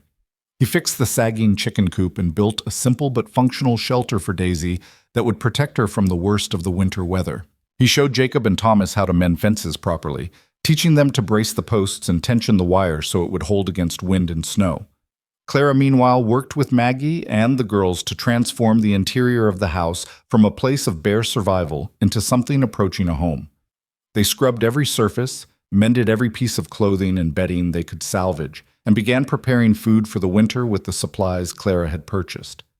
Maggie proved to be a quick learner when she had proper ingredients to work with, and together they made bread that was actually light and flavorful, preserves from the last of the wild berries Sarah and Ruth found near the creek, and even a stew thick with the dried venison Mrs. Chen had brought. But the real work was happening beyond the farm's boundaries. True to her word, Mrs. Chen had spread word of Clara's fight against Rork, and slowly, cautiously, other families began to make contact. The Hallorans stopped by with a bushel of potatoes and stories of how Rork had forced them to sell their best grazing land at a fraction of its worth. The Reyes family, whose eldest son worked in Rork's lumber mill under conditions that were barely better than indentured servitude, came by at night to share what they knew about Rork's business practices. A widow named Mrs. Talbot, who'd lost her husband and her farm to Rork's predatory loans, brought her loan documents and her testimony of how the interest had compounded so fast she'd never had a chance of repaying it. Each story added another piece to the pattern Clara was building. Rork's operation wasn't just ruthless, it was systematic. He targeted families already in crisis, offered loans with impossible terms, then took their property when they inevitably defaulted. He used his control of the bank, the general store, and the lumber mill to create monopolies that forced people to do business with him at inflated prices. He employed men like Drucker to intimidate anyone who complained, and he'd carefully cultivated relationships with every figure of authority in the valley to ensure his actions would never face consequences. "We have enough evidence to bring charges," Clara told Luke one evening as they reviewed the stack of documents and testimonies they'd collected. "Usury, fraud, conspiracy to defraud, intimidation of witnesses. Any honest prosecutor would have enough here to convict him 10 times over." "The problem is finding an honest prosecutor," Luke said. "The territorial prosecutor is appointed by the governor, and the governor relies on political support from wealthy men like Rork. Even if we could get charges filed, they'd be quietly dropped before they went to trial." "Then we make it so public they can't be quietly dropped," Clara said. She'd been thinking about this constantly, turning the problem over in her mind like a puzzle that refused to yield its solution. "We need witnesses, lots of them. We need the whole valley to see what Rork is and demand justice." "How do you propose we do that?" Luke asked, but there was something in his tone that suggested he already suspected what she was thinking. "A town meeting," Clara said. "We call a public gathering. We present the evidence. We let the families tell their stories. We force Rork to defend himself in front of everyone." Luke shook his head slowly. "That's dangerous, Clara. Rork won't just sit back and let you destroy his reputation. He'll fight back, and he won't fight fair." "I know," Clara said. "But what choice do we have? We can keep gathering evidence until we're old and gray, but without a way to act on it, we're just collecting paper. We need to force the issue, make it impossible for the authorities to ignore. And if it backfires? If Rork turns the valley against us instead? Then at least we'll have tried, Clara said. I'd rather fail fighting than succeed at being quiet. The decision, once made, set events in motion that couldn't be stopped. Clara began organizing the town meeting, sending word through Mrs. Chen and the other allies they'd gathered. The meeting would be held at the schoolhouse, neutral ground that Rork didn't control, on the last Saturday of November. Everyone in the valley was invited to attend, to hear testimony about Rork's business practices, and to decide whether the community would continue to tolerate his dominance. As word spread, the tension in Copper Falls became palpable. Shopkeepers whispered nervously about whether they'd attend.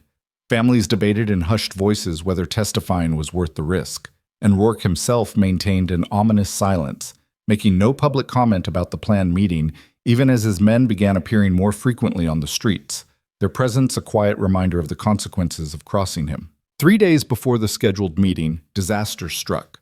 Clara was in the barn helping Luke repair a section of wall when Jacob came running from the house, his face white with panic. "Fire!" he shouted. "In town! Someone said it's the schoolhouse." They could see the smoke rising from Copper Falls even from 3 miles away, a black column against the gray sky that spoke of something substantial burning. Clara and Luke rode into town together, arriving to find half of Copper Falls formed in a bucket brigade trying to save the schoolhouse from flames that had already consumed most of the structure. Sheriff Hayes stood watching with his arms crossed, making no effort to help. When Clara dismounted and approached him, he barely glanced at her. "Shame about the schoolhouse," he said. "Old building, dry wood, these things happen." "These things don't just happen 3 days before a public meeting," Clara said furiously. "This was arson." "That's a serious accusation, Miss Whitmore. You have any proof?" "The timing speaks for itself." "The timing is coincidence," Hayes said. "Unless you have evidence of a crime, I suggest you keep your accusations to yourself. Slander is also a crime, and that I could arrest you for." Clara wanted to scream with frustration, but she forced herself to remain calm. Losing her temper would only give Hayes an excuse to remove her from the scene. Instead, she turned to help with the bucket brigade, joining the line of townspeople frantically passing water from the well in a futile attempt to save what was already lost. By the time the fire burned itself out, the schoolhouse was nothing but a smoking shell. The children's desks, the teachers' books, the blackboard where equations and grammar lessons had been written, all of it was ash and charred timber. And with it, Clara's plan for a public meeting had literally gone up in smoke. As the crowd began to disperse, exhausted and dejected, Clara felt someone touch her arm. It was Mrs. Chen, her face grim.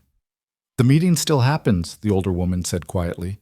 "Burning the schoolhouse won't stop us. We'll hold it somewhere else." "Where?" Clara asked.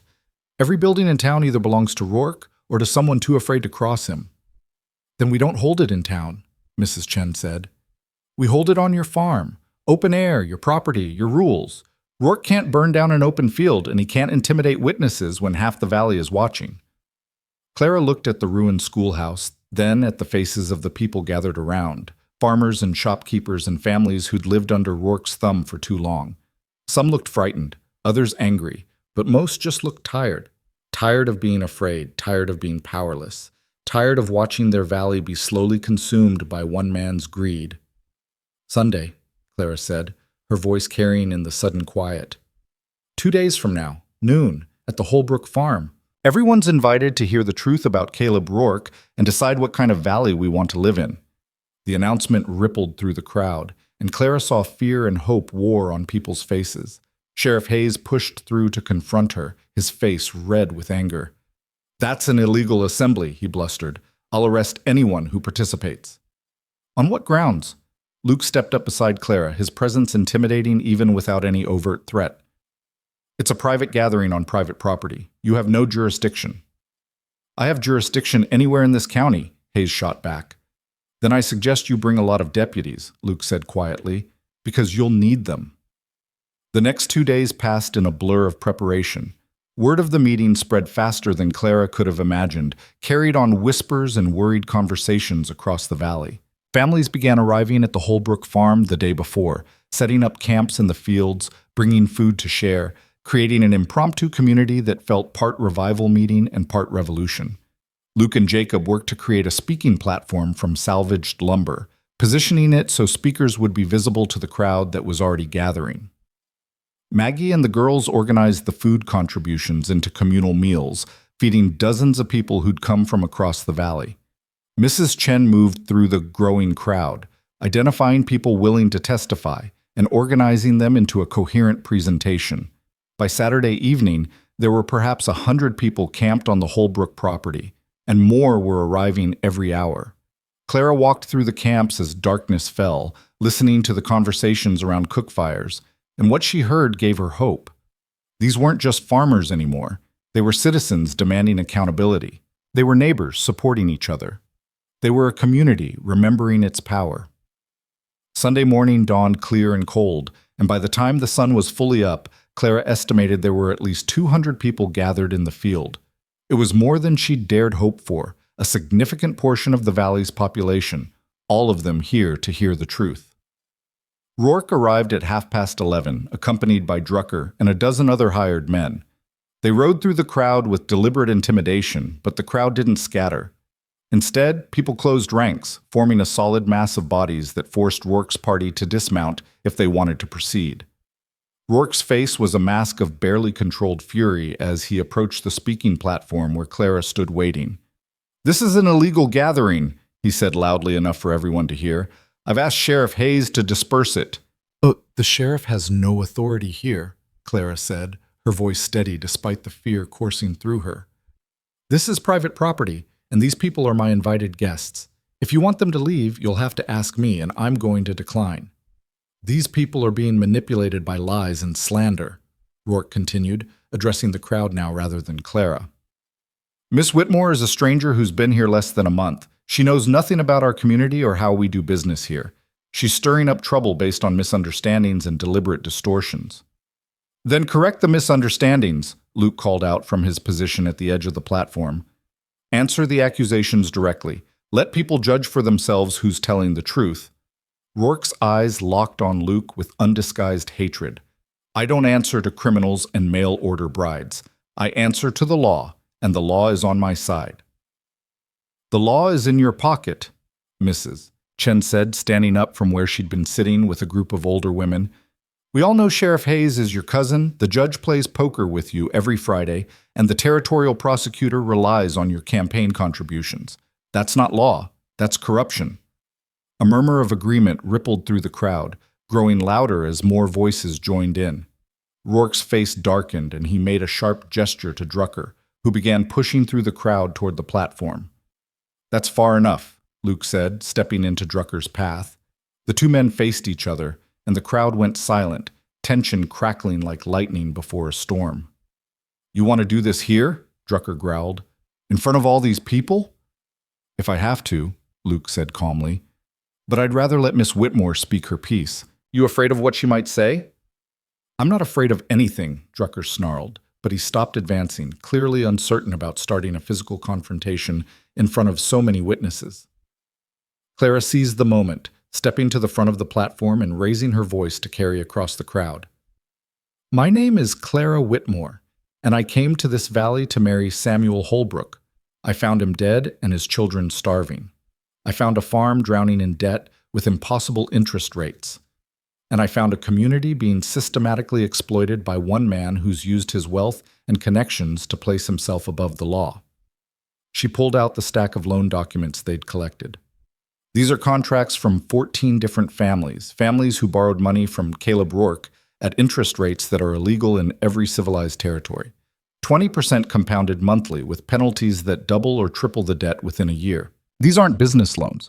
They're traps designed to transfer property from hardworking families to a land baron who already owns half the valley." Rork tried to interrupt, but Clara spoke over him. "Mrs. Talbot, would you please tell everyone what happened when your husband died and you couldn't make the payments?" Mrs. Talbot stood, her voice shaking but determined. "Mr. Rork's men came to my house the day after the funeral. They said I had 1 week to vacate. When I asked for more time, they said I could stay if I signed the house over to Mr. Rork and agreed to pay him rent. The rent was more than my mortgage payment had been. I lost everything." "That's one story," Clara said. "There are 13 more just like it.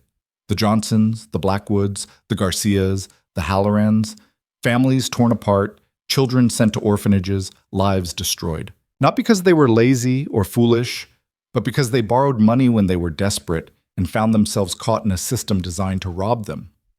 "This is slander," Rork shouted. "Everything I've done has been legal and properly documented."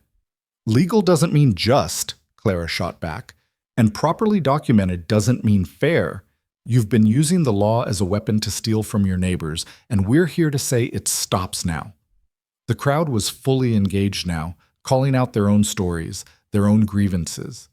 Someone mentioned the lumber mill and the near-slavery conditions. Someone else brought up the general store's inflated prices. A third voice accused Rork of diverting water from the communal creek to irrigate his own land while neighbors' crops died of drought. The weight of accumulated resentment was becoming a physical force, and Clara saw fear flicker in Rork's eyes for the first time. He'd built his empire on isolation and intimidation, on keeping people separate and afraid. But here, united and public, they were finding their collective voice. "What do you want?" Rork demanded, his composure cracking. "You want me to forgive every debt in the valley? Give back every piece of property I've bought? That's not how business works." "We want fair dealing," Mrs. Chen said. "We want reasonable interest rates. We want contracts that give families a real chance to repay. We want you to stop using the law to crush anyone who can't keep up with your impossible terms." "And if I refuse?" Rork's voice was dangerous now. "What are you going to do?" "The law is still on my side. The courts will still rule in my favor. You can have all the public meetings you want. It won't change the reality of power in this valley." "Then we'll change who has power," Clara said. "We'll petition the territorial governor for an investigation into corruption in Copper Falls. We'll send copies of these documents to newspapers in Cheyenne and Denver. We'll make sure everyone in the Wyoming territory knows what you've been doing here. And we'll vote. Every election, every appointment, every opportunity to choose leaders who aren't in your pocket. You've had power for 15 years, Mr. Rork. That doesn't mean you'll have it forever." The threat landed like a physical blow. Rork's face went white, then red, and for a moment Clara thought he might actually strike her. But he was surrounded by witnesses, by former victims now united against him, and even he could see that violence would only make things worse. "You'll regret this," he said, his voice low and venomous. "All of you. This valley needs me, my bank, my businesses, my resources. Without me, you'll starve. You'll fail. And when you come crawling back, begging for mercy, I'll remember this day." "We'll take our chances," Clara said. Rork turned and stalked toward his horse, Drucker and his men falling in behind him. But before he could mount, Sheriff Hayes pushed through the crowd, and the look on his face stopped Rork cold. "Caleb," Hayes said quietly, "we need to talk, in private." Whatever passed between them in that whispered conversation, it changed something fundamental. When Hayes stepped back, his face was grim, and Rork looked like a man who'd just seen the foundation of his world crack. "The territorial marshal is in Copper Falls," Hayes said, loud enough for everyone to hear. "Arrived last night. Seems someone sent him copies of loan documents and testimony from 14 families. He's got questions about your lending practices, official questions." The crowd erupted in shocked murmurs. Clara felt Luke's hand steady her as her knees went weak with sudden understanding. Someone had gone over their heads, had taken the evidence they'd gathered and sent it directly to territorial authorities. Someone had acted while they were organizing meetings and building coalitions. Mrs. Chen caught Clara's eye and gave a tiny nod, and Clara understood. The older woman had done this, had made copies of everything and sent them to Cheyenne without telling anyone. It had been her insurance policy, her guarantee that even if the public meeting failed, the evidence would still reach someone with the power and authority to act on it. Rork seemed to age 10 years in that moment. "Those documents are private business records," he said, but his voice lacked conviction. "He has no right. He has every right when there's evidence of criminal activity," Hayes said. "And Caleb, you need to understand something. I'm your cousin, and I've protected you for years because family matters. But the territorial marshal outranks me, and if I interfere with his investigation, I lose my badge and probably go to jail alongside you. I can't do that, not even for family." The shift in power was almost visible, like watching a building collapse in slow motion. Rork had ruled through fear and connections, and now one of his most important connections was publicly severing their relationship. Without Hayes's protection, Rork was just another citizen subject to the law he'd spent so long manipulating. "This isn't over," Rork said, but everyone could hear the desperation beneath the bravado. "Yes," Clara said quietly. "It is." Rork and his men left, and the crowd's silence erupted into celebration. People cheering, crying, embracing neighbors they'd been too afraid to support before. But Clara felt no triumph, only exhaustion. They'd won a battle, maybe even won the war, but victory felt hollow when she thought about how close they'd come to losing everything. Luke found her sitting on the edge of the platform an hour later, watching families pack up their camps and prepare to head home. "The marshal wants to talk to you," he said. "And to me? And to Mrs. Chen and anyone else who has testimony to give." "Will it be enough?" Clara asked. "To actually convict him?" "I don't know," Luke admitted, "but it'll be enough to destroy his reputation, end his political influence, and probably force him to return a lot of the property he took illegally. That's more than anyone thought possible a month ago." Clara thought about the Holbrook children, safely tucked into bed back at the farmhouse under Maggie's watchful care. She thought about the farm, cleared of debt, but still facing a hard winter and an uncertain future. She thought about all the families in the valley who'd lived in fear for so long and were just beginning to imagine what freedom might feel like. "We did it," she said wonderingly. "We actually did it." "You did it," Luke corrected. "You're the one who refused to walk away. You're the one who believed it was possible when no one else did." Clara shook her head. "We all did it. You, me, Mrs. Chen, every person who testified or brought evidence, or just showed up today to bear witness. That's the real victory. Not that we beat Rork, but that we proved people could stand together and win." As night fell over the Holbrook farm, Clara and Luke walked back to the house where warm light spilled from the windows, and the sound of children's voices carried on the wind. They'd fought their battle and won their victory, and tomorrow would bring new challenges. But tonight, for the first time since Clara had arrived in Wyoming, the future felt like something other than a threat. It felt like possibility. And that, she thought, was worth every risk they'd taken to get here. The territorial marshal's investigation took 3 weeks, and during that time, Copper Falls existed in a strange state of suspended animation, everyone holding their breath, waiting to see if justice would truly prevail, or if Rorke's influence would find a way to bury the accusations like he'd buried so many others before. Clara spent those weeks in a fever of activity, as if constant motion could keep her fears at bay. With Luke's help, they winterized the farm as thoroughly as their limited resources allowed, banking earth against the foundation to keep out the worst of the cold, stockpiling firewood until they had enough to last through March, repairing every crack and gap in the house's walls. The work was exhausting, but it gave her something to focus on besides the knot of anxiety that lived in her stomach. The children, surprisingly, seemed to blossom in the uncertainty. Perhaps it was because they'd lived with worse fears for so long that the marshal's investigation felt almost anticlimactic. Or perhaps it was simply that for the first time in their lives, they had adults who weren't drowning in despair, who faced each day with determination rather than defeat. Jacob began to smile occasionally, a tentative expression that transformed his thin face into something almost boyish. He'd attached himself to Luke with the intensity of someone starved for male guidance, following him through chores and repairs, absorbing every lesson the scarred man offered about fixing things, about planning ahead, about the 1,000 small skills that made survival possible in this harsh land. Maggie, relieved of the crushing burden of being the sole adult in a house full of children, started to look her actual age instead of decades older. She laughed more, scolded less, and even found time to sit with the younger girls and teach them the sewing skills her mother had taught her, not as a desperate necessity, but as a gift she could pass on. The younger children simply reveled in having enough food, enough warmth, and enough attention. Thomas lost his hunted look and started asking endless questions about everything from why the sky was blue to how birds knew where to fly in winter. Ruth and Elizabeth became inseparable companions, creating elaborate imaginary games that filled the house with giggles.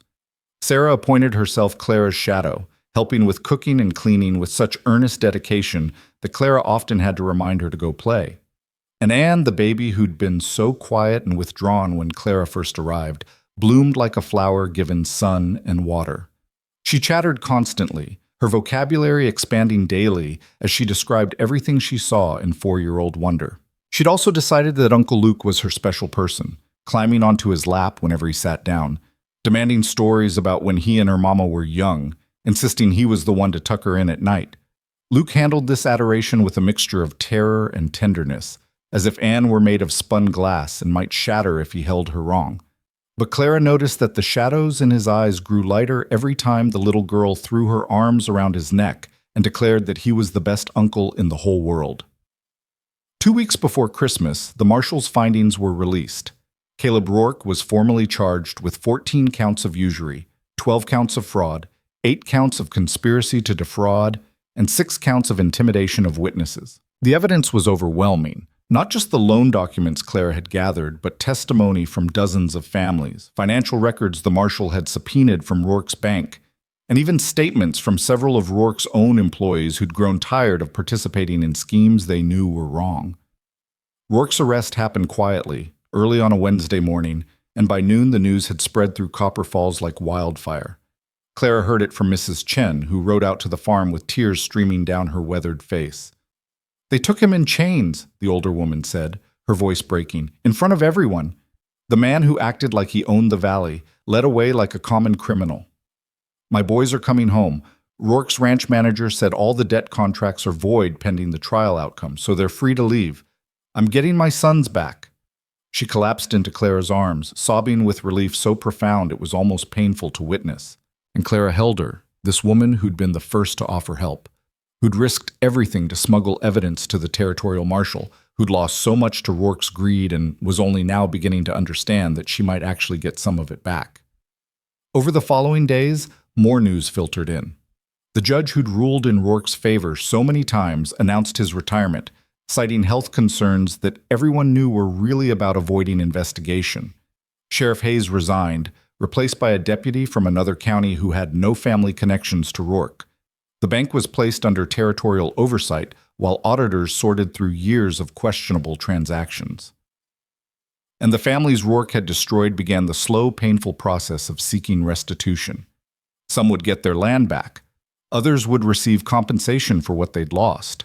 A few, like the Blackwoods whose children had been scattered across the territory, faced the heartbreaking work of trying to reunite families that had been torn apart too long to heal easily.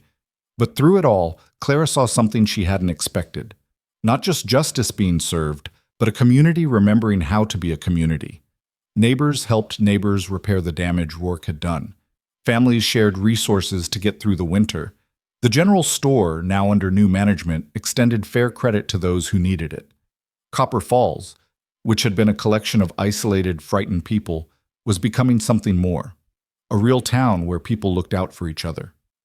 Christmas came with snow that transformed the valley into something from a fairy tale, all white peaks and pristine fields, and air so cold and clear it hurt to breathe. Clara had never experienced a frontier Christmas before, and she approached it with some trepidation, knowing they had little money for gifts or elaborate celebrations. But Luke had other ideas.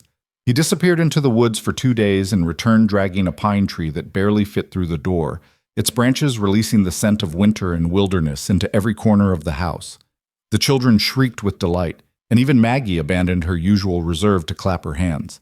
They decorated it with strings of dried berries that Ruth and Elizabeth had spent weeks preparing, with paper ornaments that Thomas had carefully cut and painted, with candles that Luke had somehow acquired and positioned with meticulous attention to safety. When they lit it on Christmas Eve, the tree blazed with such beauty that Anne declared it was magic, and no one contradicted her.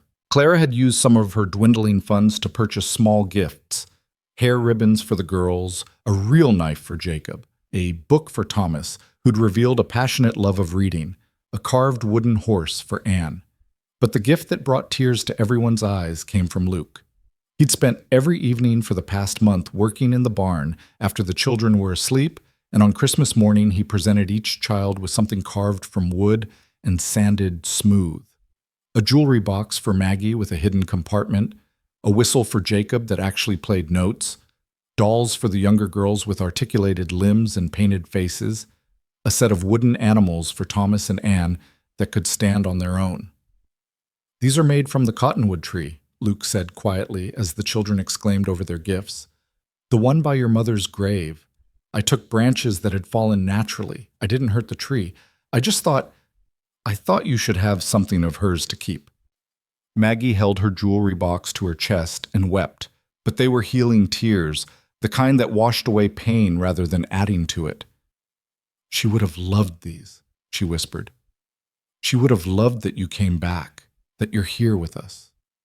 Luke's own eyes were bright as he touched his niece's hair with careful tenderness. "I wish I'd come back sooner. I wish I'd been here when she needed me, but I'm here now, and I'm not going anywhere. Not if you'll have me." "We'll have you," Jacob said firmly, speaking for all of them. "Your family." Clara watched this exchange from the doorway, feeling both included and separate. Part of this family they were building, but also aware that her role was different from Luke's. He was blood, uncle to these children, even if he'd been absent for too long. She was still the stranger who'd arrived by accident, still the mail-order bride who'd never become a bride at all. But later that evening, after the children had fallen asleep with their treasures clutched in their hands, and Luke had gone to the barn to check on the animals one last time, Maggie found Clara sitting by the fire, lost in thought. "You're thinking about leaving," Maggie said. It wasn't a question. Clara looked up, startled. "What makes you say that?" "Because you've been quiet all day, and you had that look, the one you get when you're making hard decisions." Maggie sat down beside her, no longer the frightened girl who'd met Clara at the door a month ago, but a young woman beginning to find her strength. "Are you thinking about leaving?" Clara considered lying, but Maggie deserved honesty. "I've been thinking about what happens next. Luke is here now. He's capable, he knows farming, and he's their family. You don't need me anymore. Maybe you never really needed me. You just needed an adult, and I was the one who showed up." "That's the stupidest thing I've ever heard," Maggie said bluntly. "And I've heard Jacob try to explain why he thought eating snow would cure a stomachache, so that's saying something." Claire couldn't help but smile. "It's not stupid, it's practical. Luke can provide for you better than I can. He can teach the boys skills they'll need. He can protect you. I'm just a woman from Boston who's good at organizing things and making soup." "You're the woman who refused to leave when anyone sensible would have run," Maggie corrected. "You're the woman who spent every penny she had to save our farm. You're the woman who stood up to Caleb Rork and brought down his whole corrupt empire because you couldn't stand watching children suffer. Don't you dare reduce yourself to soup making and organizing." Clara felt her throat tighten. "I don't know what I am here, Maggie. I came to be a wife, and that didn't happen. I stayed to help, and now you're helped. What role do I play now?"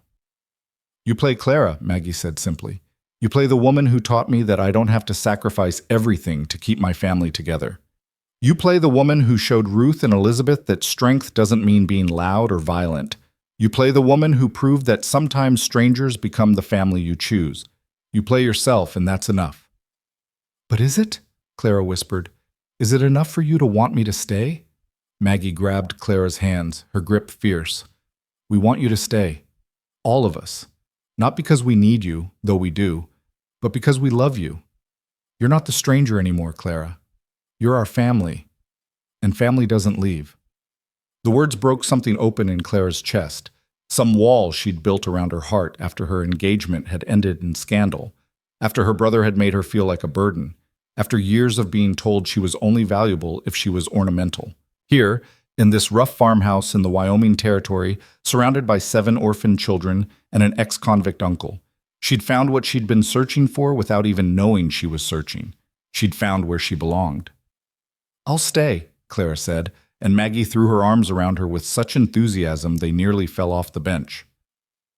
The winter that followed was hard in the way all frontier winters are hard.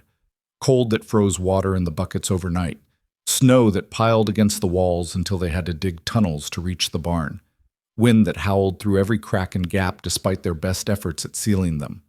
But they faced it together, and that made all the difference. Luke proved to be worth his weight in gold.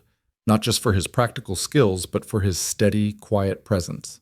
He didn't try to replace Samuel, no one could do that, but he filled a role the children desperately needed, providing structure and discipline balanced with genuine affection. He taught Jacob advanced carpentry, showing the boy how to measure precisely and cut cleanly, how to understand wood grain and work with it rather than against it. He taught Thomas basic mathematics by having him calculate feed ratios and fence measurements, turning abstract numbers into practical tools. And he taught all of them, in ways both deliberate and accidental, that mistakes didn't define you forever, that you could carry scars, literal and metaphorical, and still be whole. That redemption wasn't a destination you reached, but a journey you committed to, day after day, choice after choice. Clara and Luke developed a partnership that was efficient, if not always smooth. They disagreed about everything from how much firewood to use each day to whether the children should have formal lessons during winter or wait until spring. But they learned to argue productively, to respect each other's perspectives, and to present a united front to the children even when they privately thought the other was being ridiculous. "You're too soft on them," Luke said one February evening after Clara had let Ruth stay up late to finish a story she was writing. "You're too rigid," Clara countered. "They're children, not soldiers. They need space to be young." "They need discipline to survive," Luke argued. "This isn't Boston, Clara. Out here, mistakes can be deadly. They need to learn to follow rules." "They need to learn to think for themselves," Clara said. "Rules are important, but so is creativity, so is joy. They've had enough hardship. Let them have some childhood while they can." They glared at each other across the kitchen table, and then Luke started to laugh, a rough sound that surprised them both. "We sound like an old married couple." Clara felt her face heat. "We sound like two people who care about the same children and have different ideas about how to raise them." "Same thing, isn't it?" Luke's expression had gone serious again. "Caring about someone enough to fight for what's best for them, even when you disagree about what that is?" Clara didn't know how to answer that, so she changed the subject, asking about his plans for spring planting. But the conversation lingered in her mind, raising questions she wasn't ready to examine too closely. As winter slowly released its grip and the first signs of spring appeared, buds on the cottonwood tree, green shoots pushing through melting snow, the return of birds from their southern migration, the valley began to transform. Rork's trial had concluded with a guilty verdict on all counts, and he'd been sentenced to 15 years in territorial prison. More importantly, the court had ordered the return of all property taken through fraudulent contracts, the cancellation of all debts associated with usurious interest rates, and substantial fines that would be distributed to his victims as restitution. The Holbrook farm received a check for the money Clara had paid to clear the debt, plus additional compensation for the unfair interest Samuel had paid over the years. It wasn't a fortune, but it was enough to buy seed for spring planting, to purchase a milk cow and more chickens, to make real repairs to the barn and house, to breathe a little easier about the future. Other families received similar restitution, and the valley experienced something like a renaissance. The Blackwoods managed to reunite 5 of their 8 children, and while the family would never be whole again, they were at least together enough to heal Mrs. Chen's sons came home and took over managing her farm, allowing her to finally rest after years of working herself to exhaustion. The Reyes family bought back their grazing land and started rebuilding their herd, and in Copper Falls itself, new businesses opened to fill the gaps left by Rork's monopoly. Fair competition drove down prices at the general store. The bank, under new management, began offering reasonable loans to families who wanted to expand their operations. The lumber mill implemented safety standards and fair wages. Slowly, painfully, the town was becoming what it should have been all along, a place where people could build lives instead of just struggling to survive. In late April, with the fields plowed and planted and the first green shoots of wheat beginning to emerge, Clara stood at the fence line watching the sun set behind the mountains and felt something she'd never experienced before. Complete peace. Not the absence of worry, there were always worries on a farm, but the deep, bone-level certainty that she was exactly where she was supposed to be, doing exactly what she was meant to do. Luke found her there as the sky turned from gold to purple, the children's voices drifting from the house where Maggie was supervising the evening cleanup after dinner. "Peaceful," Luke said, leaning against the fence beside her. "Yes," Clara agreed. "I was just thinking that." They stood in comfortable silence for a while, and then Luke spoke again, his voice careful. Clara, I've been meaning to talk to you about something, about the future. Clara's heart began to beat faster, though she couldn't have said why. All right. The farm is doing well, better than I expected, honestly. With the restitution money and the work we've done, we should have a good harvest this fall, good enough to carry us through next winter with some to spare. He paused, seeming to gather courage. But it's still your money that made this possible. Your money that paid the debt initially, your courage that stood up to Rork, your organization that turned a group of scared farmers into a community willing to fight. This success, all of it, belongs to you. It belongs to all of us, Clara corrected. You did the physical work. The children did their part. Mrs. Chen and the other families provided support and evidence. No one person. Clara, Luke interrupted gently, let me finish. She fell silent, watching his profile in the fading light. The scar on his face was just a shadow now, and she realized with some surprise that she barely noticed it anymore. It was just part of Luke, like his rough hands and his patient way with the children and the shadows that still sometimes crossed his eyes. What I'm trying to say, Luke continued, is that you have choices now. The farm is secure, the children are settled. I'm here to make sure they're provided for. You could leave if you wanted. Go back to Boston or find some other life, some other future. You've done what you set out to do. You've saved these children. You don't owe us anything more. Clara felt cold despite the mild evening air. Are you asking me to leave? No, Luke said quickly. That's exactly what I'm not doing. I'm saying you're free, and I'm asking if you choose to stay, I'm asking if you'd consider... He stopped, frustrated with his own inability to find words. I'm making a mess of this. Of what? Clara asked, though she thought she might know, and the knowledge made her heart race. Luke turned to face her fully, and in his eyes she saw vulnerability that matched her own. I'm asking if you'd consider staying not just for the children, but for yourself. For us. I know I'm not much, an ex-convict with a violent past and more regrets than I can count. I know you could do better, find some educated man who can give you the life you deserve. But I also know that we work well together, that we make a good team, that when I think about the future, I can't imagine it without you in it. Claire's breath caught. Luke, I'm not asking for an answer now, he said quickly. I'm just asking you to think about it, to consider that maybe what you came here for, a marriage, a partnership, a new life, maybe it's still possible, just not in the way you expected. Clara thought about the woman she'd been when she'd arrived in Wyoming, broken by scandal, desperate for escape, looking for security in a stranger's promise. She thought about who she'd become in the months since, someone who'd found courage she didn't know she possessed, who'd built a family from nothing, who'd faced down corruption and won. She thought about Luke, who'd been honest about his failures and was working every day to be better, about the children, who'd accepted her not because they had to, but because they wanted to, about this farm, this valley, this life that had seemed so impossible at first and now felt like home. I don't need time to think about it, she said quietly. Luke's face fell. Oh, I understand. It was presumptuous of me to... Luke, Clara interrupted. I'm saying I don't need time because I already know my answer. Yes. Yes to staying. Yes to building a future here. Yes to us, whatever that means. For a moment, Luke just stared at her as if he couldn't quite believe what he'd heard. Then a smile broke across his face, genuine and transforming, and he let out a laugh that sounded like relief and joy and wonder, all mixed together. Yes? He repeated. You're saying yes? I'm saying yes, Clara confirmed, and then she was in his arms, held tight against his chest, while he pressed his face into her hair and whispered thank you over and over like a prayer. They stood like that until the sky was fully dark and stars began to appear, and when they finally pulled apart, both of them were smiling. We should probably tell the children, Clara said. They already know, Luke said. Maggie asked me last week when I was going to stop being an idiot and tell you how I felt. Clara laughed, the sound bright and free. She said that? She said that? Apparently our attempts at hiding our feelings weren't as subtle as we thought.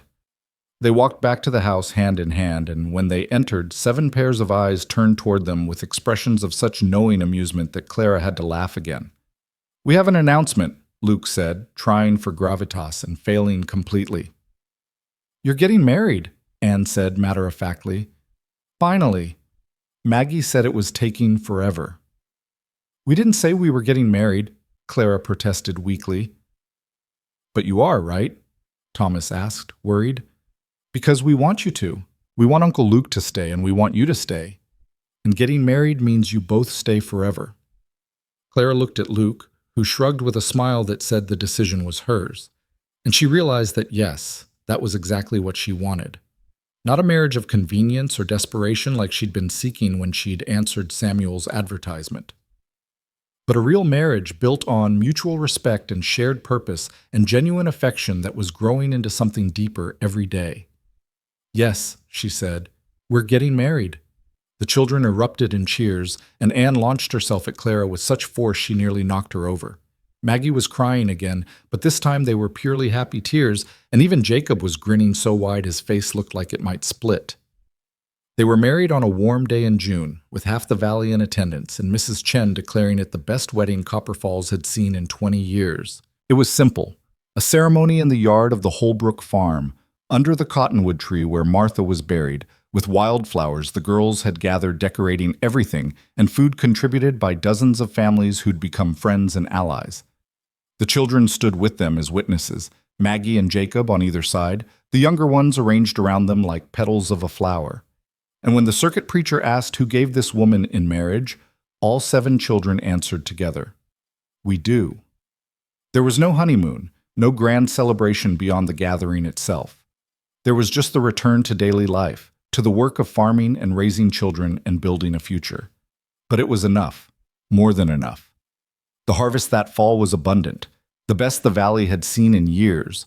The Holbrook farm produced enough wheat and corn to feed the family through winter, with surplus to sell. Luke's careful management and Clara's organizational skills combined to create a system that was efficient and sustainable. And the children thrived, growing stronger and more confident with each passing day. 1 year after Clara had first arrived in the Wyoming territory, expecting to marry a stranger, she stood in the same yard where she'd first seen 7 starving children and marveled at the transformation. The farmhouse had been repaired and expanded, now properly weatherproofed and large enough for their growing family. The barn stood straight and strong, sheltering livestock that were well-fed and healthy. The fields were green with winter wheat, promising another good harvest. But the real transformation was in the people. Maggie was enrolled in the newly reopened school, working toward becoming a teacher herself. Jacob was apprenticing with a carpenter in town, his natural talent for woodworking blossoming under proper instruction. The younger children attended school regularly, their bright minds finally getting the education they deserved. And Anne, the baby who'd been so quiet and withdrawn, was now the loudest, happiest child Clara had ever known.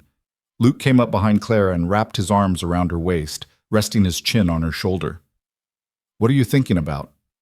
"How far we've come," Clara said. "How different everything is from that first day." "Better?" Luke asked, though he knew the answer. "So much better," Clara confirmed. "I came here looking for security and found purpose. I came looking for a husband and found a family. I came thinking I needed to be saved and discovered I was the one doing the saving, but that we all saved each other, really." "You sound like you're writing the end of a story," Luke said, amused. "Maybe I am," Clara said. "Or maybe it's just the end of the beginning. The part where we fought and struggled and barely survived. The next part, the part where we actually live. That's just starting." Maggie called from the house that dinner was ready, and the younger children came running from whatever games they'd been playing in the fields, their voices high and bright with laughter. The family gathered around the table that was always too small and always too crowded, and always exactly right, and they shared a meal that was simple but sufficient, prepared with care and eaten with gratitude. And as Clara looked around the table at the faces she loved, Luke with his scarred hands and healing heart, Maggie with her quiet strength and growing confidence, Jacob learning to trust again, the younger children blooming like flowers given proper care, she felt a completeness that had nothing to do with perfection and everything to do with belonging. She'd come to the Wyoming territory as Clara Whitmore, mail-order bride, running from scandal and searching for a new start. She'd stayed as Clara Ashford, wife and mother and farmer, fighting for justice and building a life. And she'd become something more. A woman who'd discovered that home wasn't a place you found, but a life you built, brick by brick, choice by choice, with people who became family not through blood but through shared struggle and mutual love. Outside, the sun was setting behind the mountains, painting the sky in shades of gold and crimson. The cottonwood tree rustled in the evening breeze, and somewhere a meadowlark sang its evening song. The valley that had once seemed so hostile and unwelcoming had transformed into home, and the future that had seemed so impossible stretched ahead full of promise. They'd fought for this, for the land, for each other, for the right to build a life on their own terms. And they'd won. Not easily, not without cost, but completely. The children cleared the table, chattering about their plans for tomorrow and next week and next year. Luke's hand found Clara's under the table and squeezed gently. Maggie started a song that the others picked up, their voices blending in harmony that was sometimes off-key but always heartfelt. And Clara smiled, listening to the sound of her family, knowing that she was exactly where she was meant to be. The bride who'd arrived to marry a stranger had found 7 starving children waiting for their mother, and in saving them, had saved herself. They'd built something real from nothing, something lasting from desperation, something beautiful from broken pieces. They'd built a family, they'd built a home, they'd built a future worth fighting for.